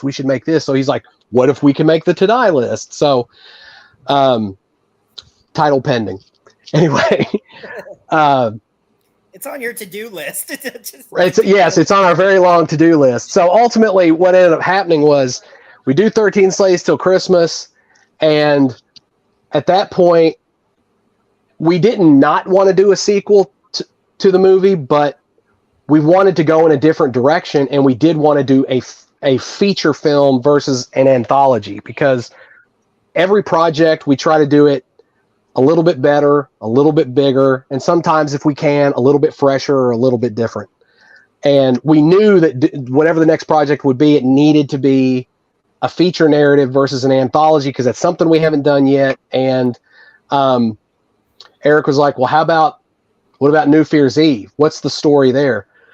Well, about the time that a lot of that was happening, I started going through, I was going through my divorce, and I had all these like personal things going on, just all this crazy life stuff was happening. So at that point, it was like, I couldn't even think about a movie. And I waded through all that. I made it through all the anxiety, the sleepless nights, got through all of it. And then finally we get to a point where Eric's like, all right, so are we good to make a movie? You think we can make a movie now? And he's like, how about New Year's Eve? What's the story going to be? So I took the story that kind of the basis for what I'd originally come up with. But then I realized that through everything I'd been with, through my marriage, the divorce, rekindling a romance with Leslie, who I dated in high school, and then us, hey, sorry, thunder just started rolling through. But it was like, we realized we still loved each other, and we're falling back in love and everything. So it was like all this stuff happened within the span of like a year. And I realized that I had this like bigger, richer kind of story to tell. So that ultimately became what New Year's Eve was. You have the slasher elements. I don't know, and I'm very ADHD, so I jump all over the place. But like I put posts and stuff out there, and I talk about how intensely personal and how close I am to the script for New Year's Eve. Because if you look at all the stills and stuff on the outside, it's just, you got the doctor. It looks like a slasher. It's a guy running around, killing people. There's 35 to 45 on-screen kills in the movie. It's a bloodbath. What you don't know is it's full of these like rich characters going through this change in their dynamic and a shift in their life, because it's about these three, it's about these three best friends, and you kind of see the evolution of their relationship from the beginning of the movie to the end of the movie. But what's happening around all that is there's this sadistic serial killer who's being hunted by the FBI and the police, who's killing everybody, and then he set his sights on these three people. And of course, you kind of see how their relationships and friendships and all that changes by the end of the movie. But of course, there's also all these horror elements in the movie. So it's not a horror film. It's very, very steeped in horror because there's all that. But it's also a comedy too, and that's what makes it not just a straightforward slasher film. It's something completely different. And that was another reason why. Because and once again, that was the same situation. So like I sent the script to Felissa just to see like, would she be dead? Like, and we were like, here's the character we could see you playing and this, that, and the other. we get on the phone with her and she's like, I loved this script. It's hilarious. It's thrilling. It's got a great story. It's different from all these other. She's like, I totally want to do this. She said, look, I have other, there's other characters in here that I think you could fill with other named actors. Do you have anybody in mind for, or are you planning on reaching out to anybody? And at that point, I already knew that she was friends with Dave Sheridan and Hannah Fierman. And sorry, I'm sweating still. Don't be fat, kids. But well, anyway, so good food. Right. Actually, no. Eat as much crappy food as you can, because once you hit 41, it's over with. You're not eating crappy food anymore. So get it out of your system while you're able to, because then you have to get it out of your system. So anyway, I was like, yeah, I said, I was thinking Hannah for this role, and I was thinking Dave for this role. And she goes, I'll reach out to him. I'll send him the script. We'll see what happens. And about the same time, I'd already been talking to Jeffrey, and we worked with Jeffrey on 13 Slaves Till Christmas, and Jeffrey loved 13 Slaves Till Christmas. He was really impressed what we were able to accomplish with such a low budget and everything else, just from the scope and the look and everything. So he's like, whatever you do next, I want to be a part of it. Just keep me in the loop and this, that, and the other. I sent Jeffrey the script. He read it. He loved the script. As a matter of fact, he called me back and he's like, man, from the get-go, these characters are rich and they're interesting and they're funny and they just hook you in. And then the next thing you know, they're being chased by this serial killer and there's all this stuff going on and it's nuts and there's all this killing but it's still funny and endearing and all this other stuff. So he was like, I'm on board. What do you need me to do? So then we started having meetings with him. Yeah, and then we hear back from Dave and Hannah. They read the script. They like the script, so they're on board. So then, the rest is history, and we ended up shooting the movie, and it's crazy to think that we started January 28th filming, and we finished about 2 or 3 weeks ago. I'm in the process now of editing the film, and then, and then about a little over a month ago, I'm sitting on Facebook, and all of a sudden I get this private message from somebody that I'm friends with, and I'm sure that happens to you. I think it happens to everybody. It's like suddenly you don't know everybody you're Facebook friends with, but I get this Facebook message, and it's Joe Renzetti. And I'll be honest, I did not put 2 and 2 together, but he was like, hey, I've been following the updates and stuff on your film. It looks really interesting. I'd love to throw my hat in the ring. Let's talk. Here's all my information if you want to check me out. But I'm interested in knowing more about the project. And I was like, hey, thanks for reaching out, and I'll check out your stuff and I'll get back to you. So I go to his website and I'm looking at it and I'm like, holy shit, this guy won an Academy Award. Then I start looking at it. Then I start looking at his filmography, and I'm like, this dude's worked with Ron Howard and John Carpenter. Whoa. Fucking, Tom Holland, Mel Brooks. I mean, it's just like my head goes. Wow. So I get with Eric, and I'm like, Joe Renzetti wants to compose our movie. And Eric kind of did the same thing I did. He's like, who? And I went, Child's Play, Basket Case. The Buddy Holly story, the Elvis movie with Kurt Russell. It's like I start going through all these, and Eric's like, what? And I start telling him the story, and I go, here's where it was destined. Here's where destiny comes into play. Eric is a huge fan of Frankenhooker. I've never seen it. I was aware of it, but I've never seen it. And I am a Frank Henenlotter fan, but I've never seen Frankenhooker. So anyway, Eric loves it. And he's always like, oh, we've got to watch Frankenhooker. We've got to watch Frankenhooker. So I think it was like 2018, 2019. We're at a con. I think we were at Horror Hound. And I'm going through this booth, and there's a DVD copy of Frankenhooker autographed. And it was only like $20. I was like, oh, I've got to get this for Eric. So I get it for Eric. I give it to him as a gift. I think that was the same con he got me Don Coscarelli's True Indie book. But I think he felt like he had to get that for me because I got him Frankenhooker. But anyway, so I get him Frankenhooker, and he's like, dude, as soon as we get home, we're going to watch this movie. We still have yet to this day watched Frankenhooker.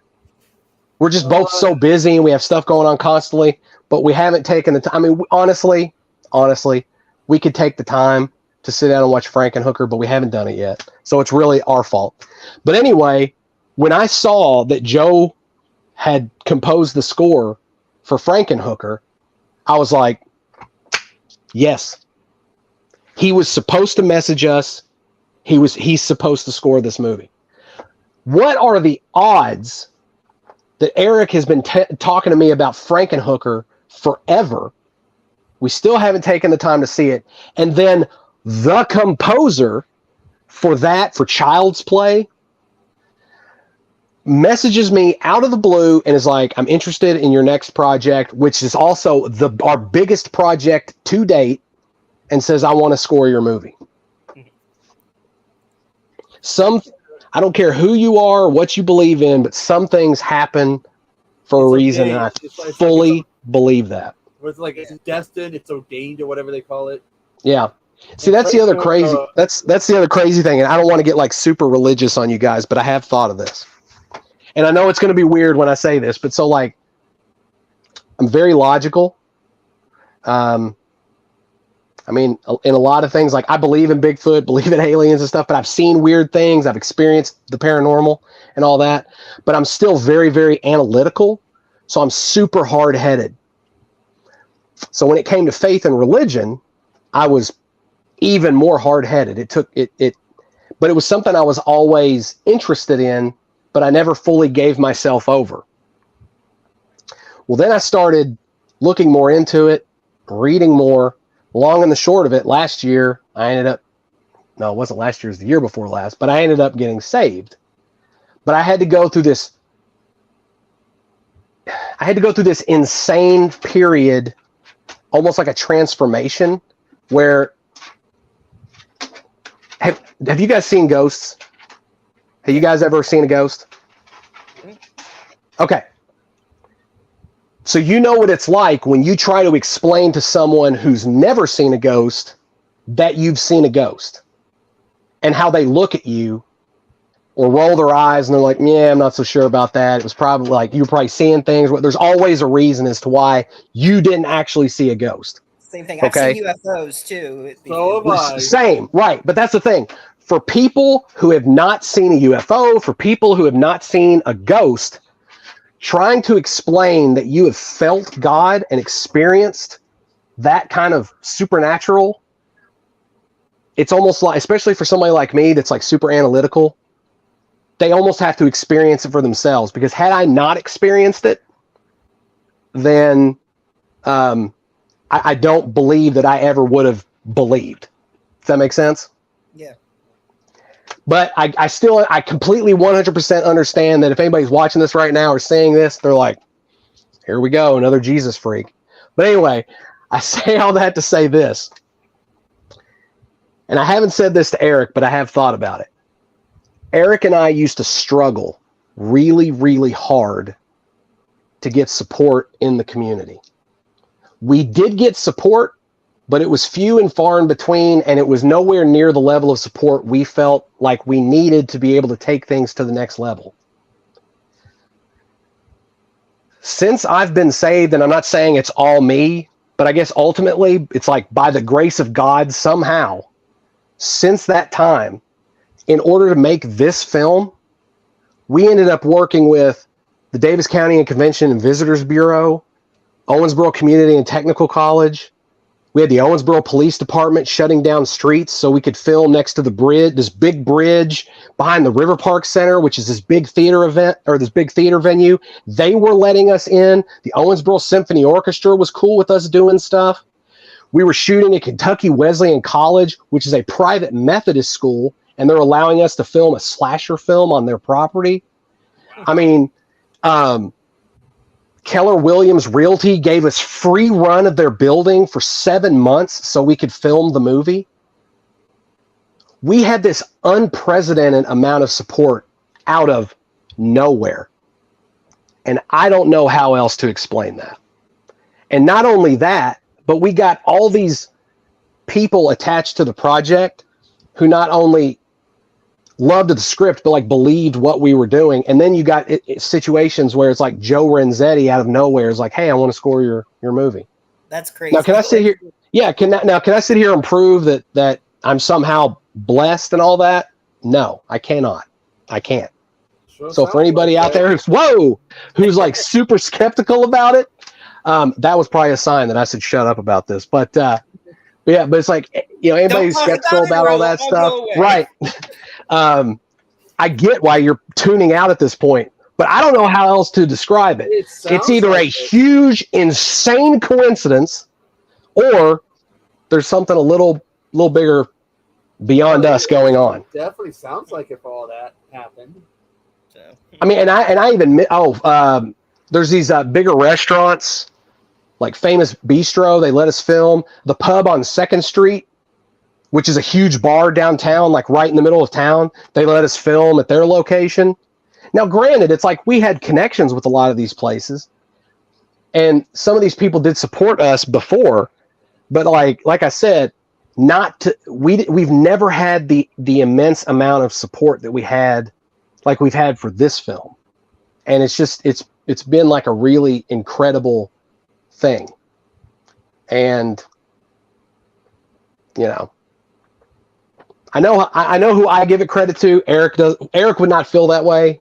He looks at the situation differently, but it's been a really bizarre situation. And now it's like we're in post-production, and the movie looks incredible, and I'm just really excited for what's going to happen next. About how long? The trailer's out on YouTube. Is it for anyone who wants to Yes, check it the out? trailer went out there. Here's the funny thing about the trailer. So the trailer, I'd say about a month ago or so.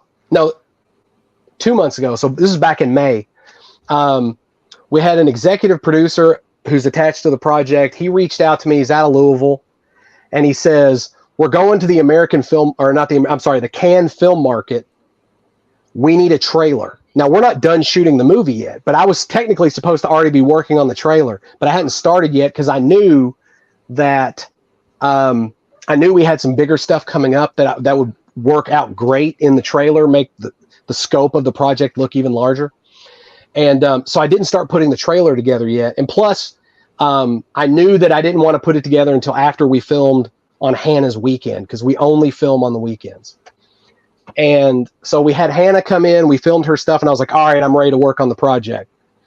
And then 2 weeks later, the trailer. And then I'm like, oh, wait, 2 weeks later, we're doing this big chase scene down on 2nd Street where the doctor's running across the street, and you got all downtown and this, that, and the other. And I was like, all right, I want some of that in there. So I waited until we shot that, which if you've seen the trailer, one of those shots did make it into the trailer.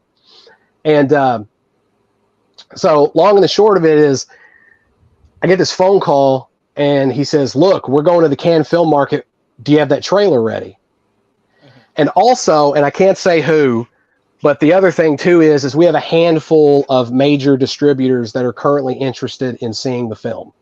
Can't say who they are, right. But it is not, we did not expect being put in contact or being reached out to by these people, because we're like, it's, oh, hey, this company wants to talk to you because they saw the Fangoria article, or hey, they read the Bloody Disgusting article, and then they're really interested. They want to talk to you guys about the project.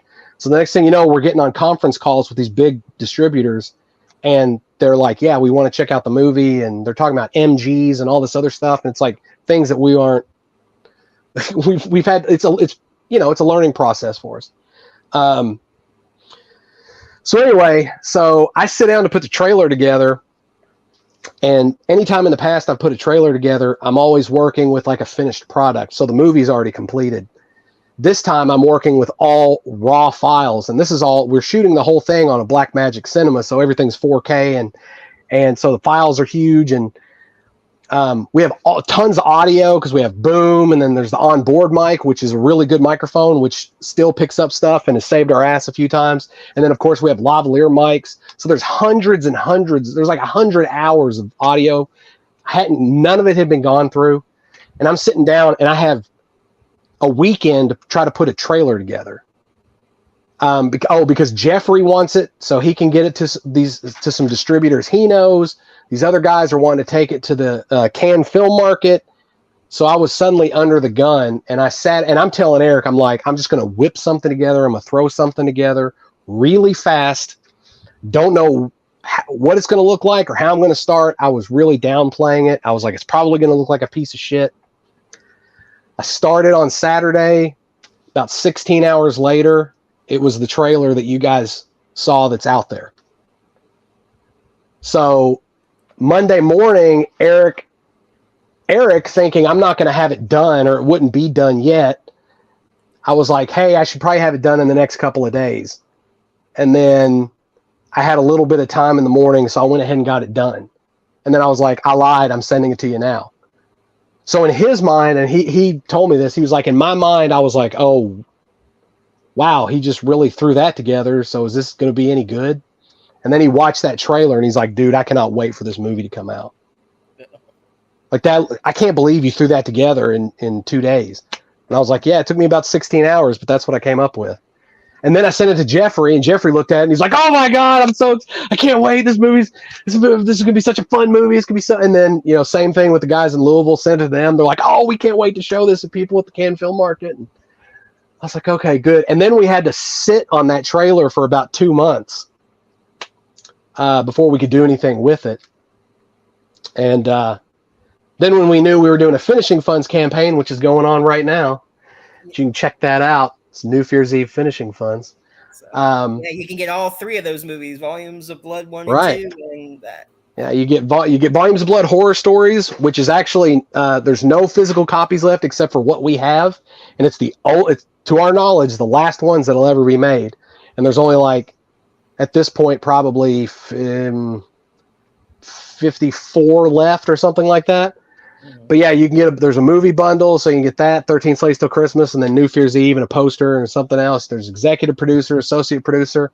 And then we have like a slew of props and weapons and things that honestly some of them are autographed, and I think ultimately it's like it's all in storage right now, but it's not anything we can use again. And I mean, it would be better for someone who's a collector to have it than it would be for us just to like stick it in a box where it's just going to collect dust. So we put some of those things on there, and there's some, there's autographed slates, and you just go check it out. Just check it out. Check it out. Yeah, just check out all the cool just shit. check that out. And I'm super white right now, but yeah. Anyway. But the trailer reaction and the feedback and everything has been great. I mean, you can't please everybody. There's always somebody who's going to shit on what you're doing.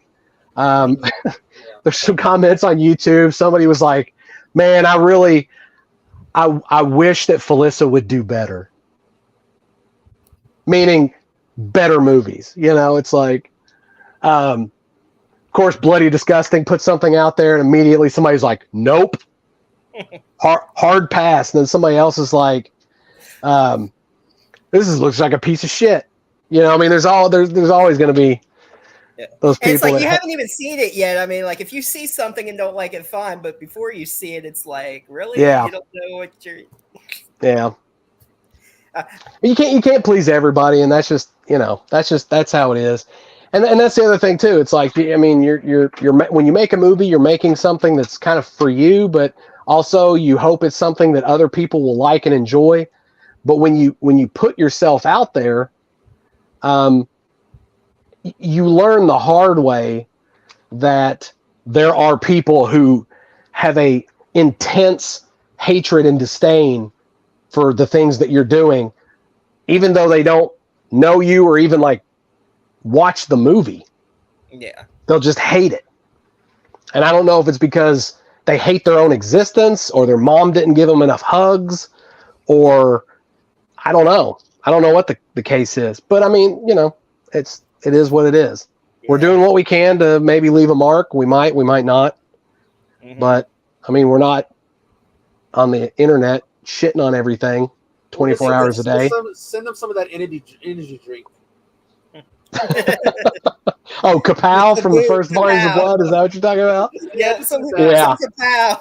Hey, you got this new energy drink, Kapow. It's so funny because it was when we were filming. It was, I don't remember what weekend it was, but we were filming for New Fear's Eve, and Eric starts talking about something from Volumes of Blood, and it's been so long since I've seen Volumes of Blood. I had no idea what he was talking about. He had to remind me. Because see, that's kind of that's like the thing you like when you make a movie, and because you got to think like you just saw the trailer, but this has been over a year and a half in the making.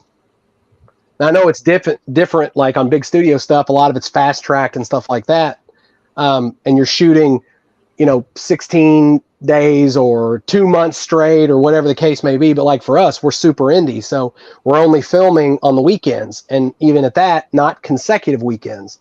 So we started in January and we finished in July. And we had some setbacks along the way. I'm not saying like we didn't have issues or whatever. We had to reschedule some things, or weather posed a problem, or whatever the case was. But once you make a film, you've conceived it, you've gone through all the process of making it happen, then you make the movie, so you live it.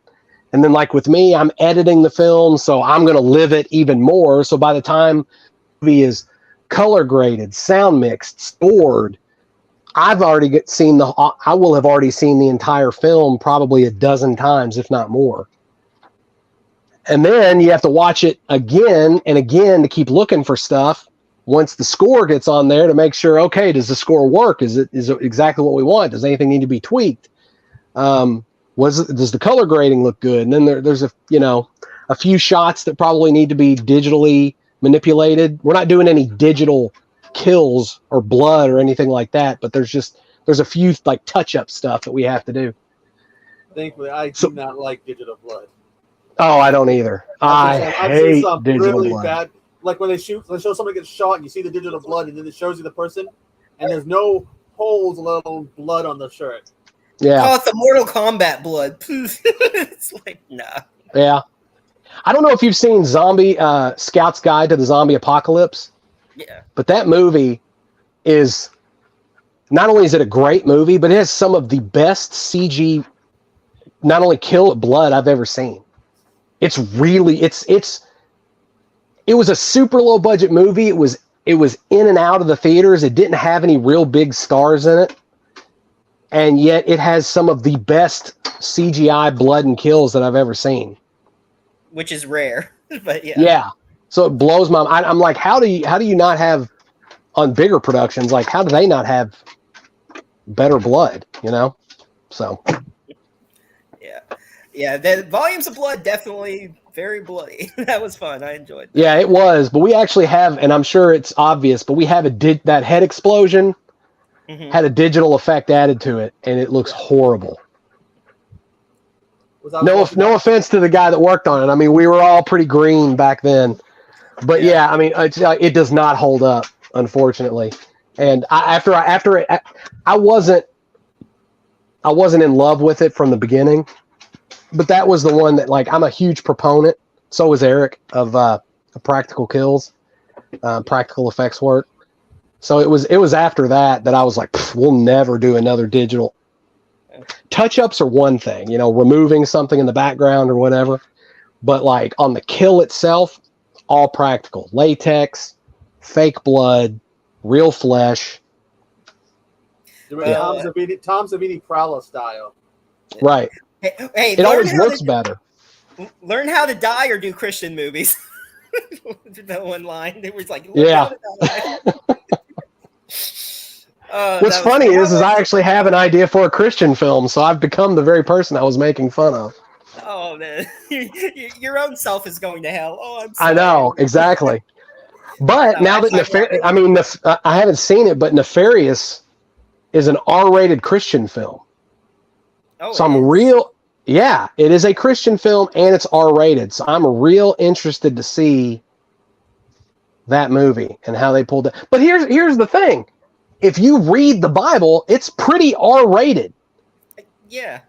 There's demons, there's ghosts, there's incest, there's murder and betrayal.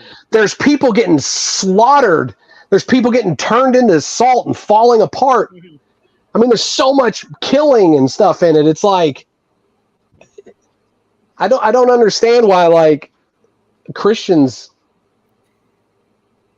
Well, I won't even just say Christians, but like some people of faith. Like I don't understand why they get fully up in arms about, or they would think, well, it can't be Christian if it's violent. It's like, have you not read the Bible? They block those parts out. I guess. Yeah, there is a lot of picking and choosing for some people, but ultimately it's like if you read it, it's got some pretty intense topics and subject matter in there. Yeah, it does. That would, Passion of the Christ. Yeah. Actually, yeah, I think that was R. Yeah. It was R-rated. Well, I mean, Jesus gets destroyed in that movie. Yeah. And the special effects and everything were really incredibly well done. And they are very visceral and very realistic, but it's in the book. You're just taking it from the source material. So, of course, it's going to be rated R. It's extremely violent, but it was extremely violent. So, anyway. Go check out New Fear's Eve, Finishing Guns Campaign, and the trailer. It's on YouTube, Facebook. Yeah, I can see you get the meat cleaver and paper cutter, scissors.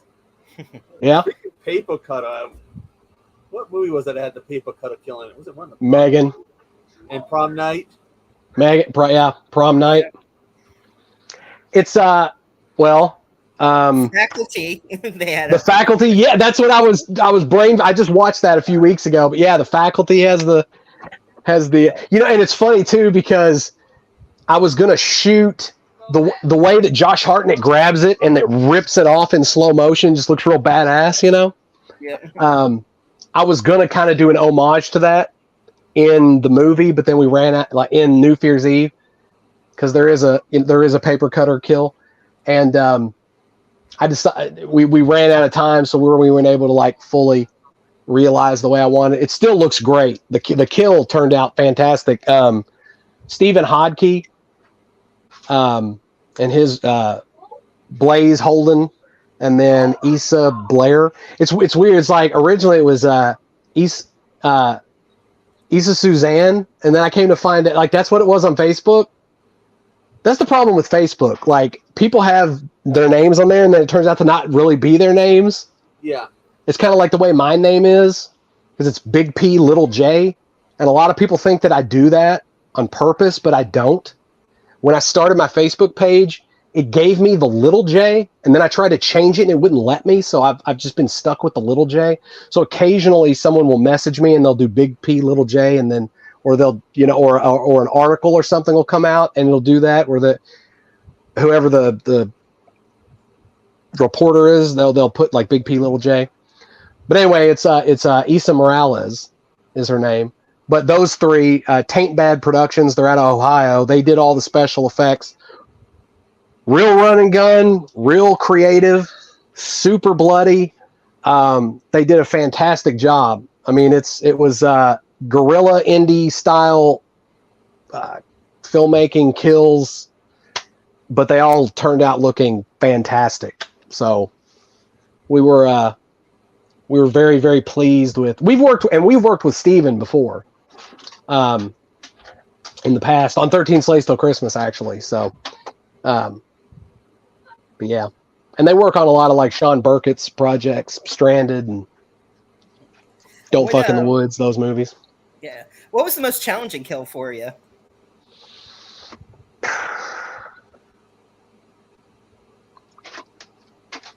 It's a good question. The funny thing is there's so many kills, and they're all unique, and they're all on screen except for maybe like a couple. Oh man. You know, it's weird. I would say you're going to hate this answer because one of the most challenging kills that we did in the movie is one that I don't want to give away because it's so unique and something you've never seen before. Or any past movies that you've already done that you can talk about in Volumes of Blood. Right. There's like 4 kills in the movie that just have to be experienced. Mm-hmm. There's one in the movie that, and I can't say what it is, but it's one of those kills where if anyone remembers any kill, because like I said, there's a lot of kills in the movie. I think it's like 45 deaths. And we did one that A, is pretty original and hasn't been done, but B, I told Eric, I said, especially after we shot it, I was like, this is the one. If nobody talks about any other death in the movie, this will be the one that everybody remembers. When you see it, I have a feeling you'll know exactly because it's pretty outrageous. And I'm really proud of coming up with it. So, but once again, it doesn't really answer your question because I wasn't able to give you any examples. Not New Year's, not New Year's Eve, but like in general, Volumes of Blood. Okay. I thought you were talking specifically about New Year's Eve. Oh no, because obviously you can't tell us anything about New Year's. Yeah, right. Okay. Well, then I would say the most challenging kill that we've done that comes to mind is in Volumes of Blood Horror Stories, and it's when Alyssa's character. It's the Happy Death Day party, and she's tied up in the basement, and then she gets loose, and she accidentally kills the wife. And spoiler alert, but anyway, she fights the husband, and she gets a knife, and she turns around and she stabs him right in the asshole with the knife, and then he squeals. And then when she stabs him, blood shoots out all over her face. She turns around and vomits. And then he stumbles backwards because he's in pain, and he steps in her vomit and slips and comes and falls down, and it shoves the knife the rest of the way up his butt. And I would say that was probably one of the more elaborate and the harder ones because there's a lot of moving parts with that one. And it got a great reaction at the premiere. Oh, I'm sure. It's one of the favorite deaths. Yeah. I don't think there's any screening we did where it didn't get a reaction. So, but yeah, that's not only is it one of my favorite ones, but it's also, I would say it was probably one of the more harder deaths to pull off.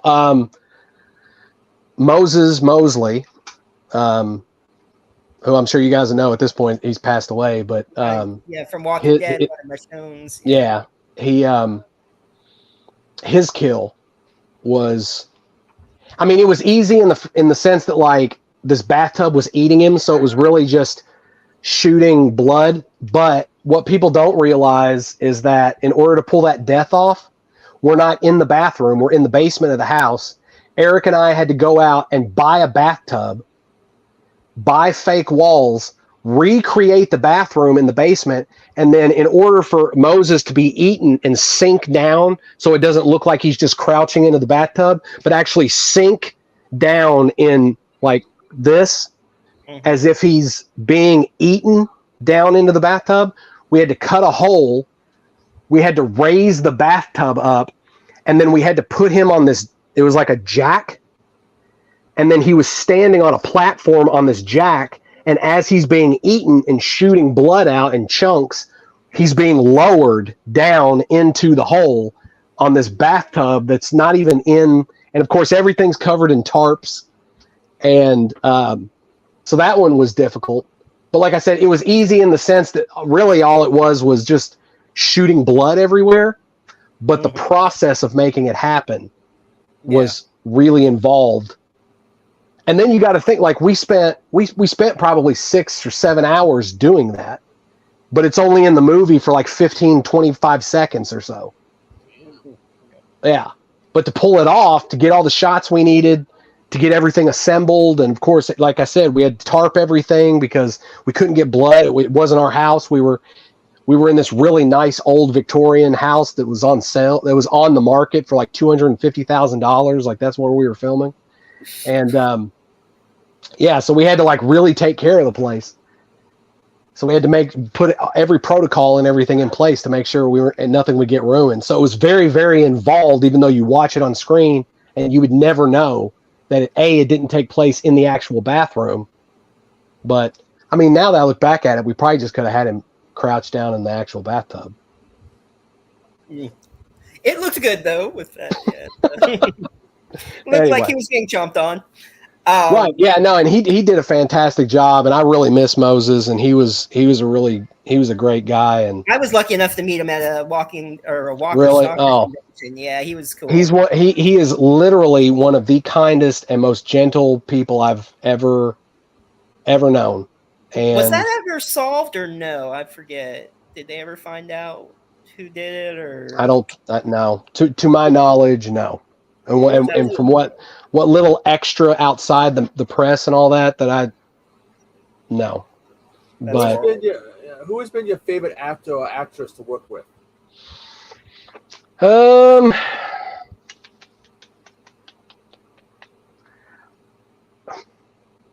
Moses was a lot of fun to work with. Just because, I mean, he was super laid back, and I mean, if you see all the behind the scenes and like the photos and stuff, it's like he just sat with everybody and just shot the shit, and he even came the next day when he wasn't filming and just hung out on set because he had so much fun the day before. He just came back and hung out because he and he was probably bored to death. He didn't have anything to do in his hotel room, so yeah. So he came and hang out. He was super cool to work with. Probably Jeffrey, and because once again, it's like Jeffrey's just a regular guy. I mean, all celebrities are regular people. Of course, they have varied levels of ego. I mean, we all do, and I have an ego. I'm not, I'm the first one to say I've got an ego. But as far as like someone who's really accomplished some very cool things throughout his career, like Jeffrey, made a name for himself, created something that, like I said earlier, transcended pop culture over the last 20 years. I mean, as well, Jeffrey was in that Nightmare documentary about Robert Englund. I had no idea he was in that. So he, but yeah, so I didn't realize this. So I was like, oh, hey, it's Jeffrey when I saw him. So when he came and he was on set, same as Moses, he walked around, he talked to everybody, took photos. Just when it came time to eat, he just sat with everybody and ate and talked, and he was real easy to work with as far as like giving direction, and it was just, I mean, at this point I wasn't nervous working with him because Jeffrey and I are it's weird to say, but it's like we're friends. Because sometimes he'll just call me to be like, hey, what's going on? And I'll do the same thing. But yeah, so it was, I wasn't nervous and like, oh, this is the guy that created Final Destination. I don't know how it's going to be working with him and that sort of thing. I mean, I hadn't really worked with him on set, but by the time that we got on set, it was like we were already pretty comfortable with each other. But as far as like his interaction with everybody that was there and making jokes and making friends and all that, and just being really open to photos, and I don't know if he did any autographs. Maybe he did. I don't know. I was running around like a chicken with my head cut off, but I would say Jeffrey's definitely, he's up there as far as like some I've worked with that's got celebrity status. Mm-hmm. But you also have to think I haven't worked with a whole lot of people. So talk to me in 10 years. Hey, it's a good start so far. You're working your way up. So yeah. Right. So, in 10 years, I will have either worked with a whole bunch of people or I've worked with no one or I'm dead. So we'll just have to see.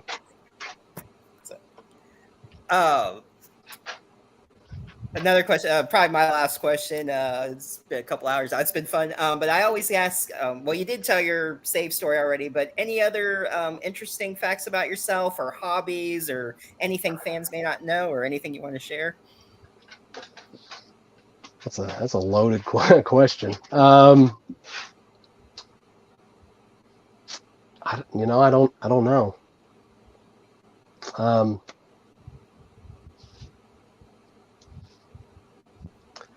Yeah, you kind of got me at a loss here. I wish I had a better answer for you as far as like, there's stuff in my private life, but I don't know how much of that I want to talk about. Well, nothing too private, but I mean, what I was gonna say is like, but also I'm pretty boring in my private life. Like, when the pandemic happened and I got stuck at home and was just sitting around watching movies all the time and not doing anything, it turned out as much as I appear to be an extrovert. Turns out I'm more of an introvert. Like, I would much rather stay at home and just not do anything and just watch movies and eat shitty food. But as it turns out, I've got high blood pressure now, so I gotta watch that if I want to keep making movies. Yeah. But and we want the movies, yeah, movies are probably giving me the high blood pressure, but from the stress. Yeah, or any advice you want to give filmmakers or screenwriters? I mean, I guess the best advice I could give is don't believe that you can do it all yourself. Be open to other people's ideas and suggestions. As cliche as this sounds, it really does take a village to make a movie. At the end of the day, I come up with the concept, right? So the idea starts with me, but unless you get a crew of passionate, dedicated people to stand behind you, to stand beside you, to believe in what you're doing, it's just going to stay an idea. I mean, unless you can sell it, and then a whole other group of people who probably don't care about it as much as you make it, just be willing to collaborate. In the beginning, I was so boxed in. I felt like I didn't trust anybody. I felt like I had to do a majority of the stuff myself. Eventually I had to open up because you can't do everything yourself. You can't write it and direct it and shoot it and edit and do sound and grips and boom and gaff. You can't do all that stuff on your own. You can't. And special effects. So reach out, find people. If you're aspiring, if you're already doing it, you probably already know this, but if you're aspiring, reach out, network. That's key. Find people who are like you, who are interested in wanting to do this, people who are just as passionate as you are. You will find out very quickly who's just as hungry as you to want to do it. After every project, you will find out also very quickly the people that you want to work with again and the people you don't necessarily want to work with again. And it's not always because those people are bad or annoying or just not right for the production. It's just, I think that was my cue. That was my cue to shut up. It's so but close. No, yeah. So done. now I've become the genie from Pee-wee's Playhouse, just a floating head. But the long and the short of it is, the long and the short of it is, put yourself out there, trust others, find people who know what they're doing and can do it better than you. Surround yourself with those people you can learn from, and then make your vision happen. Don't be afraid to throw your idea out the window because somebody else has an idea that's better and it wasn't yours. Because the only good ideas are going to make a better project. So those are the ones that you need to listen to. At least that's how I run my set, and that's how Eric runs. I should say that's how we run our set together. So, yeah. All right. Mecca lecca hi, mecca heiny ho. Heidi ho. Is it Heidi or Heine? I think I said Heine. I think it's Heidi. Is it Heidi? It's been a long time since I've Yeah, seen that, I'm a butt guy, so there's the interesting fact for you. I'm a butt guy, so I say Heiny ho instead of Heidi ho. So yeah, well, definitely after New Fear's Eve's come out, we'll have, if you want to come back, and Eric and maybe Jeffrey too would want to come and have all three. That would be on. cool. Yeah, we'll definitely do that, and I'll make sure the batteries for my my lights are better charged. It's been a crazy night. Yeah, it's like I said, it's that comedy of tragedies. So, but all right, thank you very much, and Thank you. everybody. Volumes of Blood is on Tubi. Go to his website. You can purchase all 3 movies. Physical copies are great to have, so definitely. Bloodmoonpictures.com. It's got everything you ever want to know about us and more.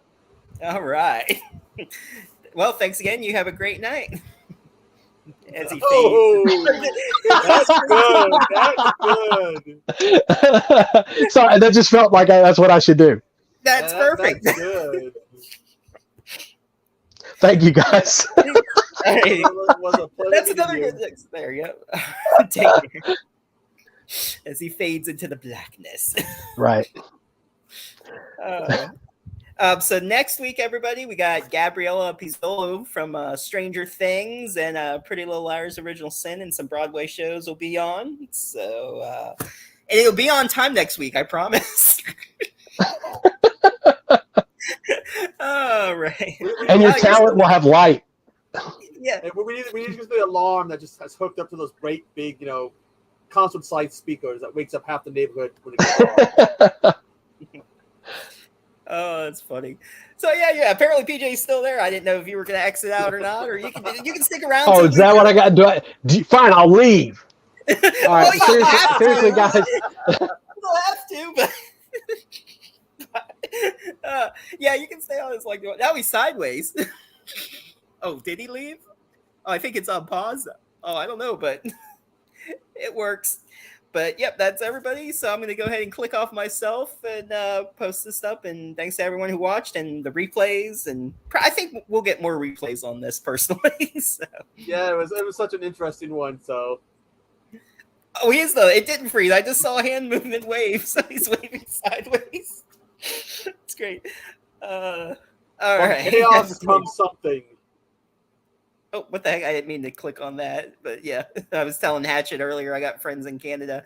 I was trying to go to the end broadcast, but alrighty then. See y'all next week. Bye.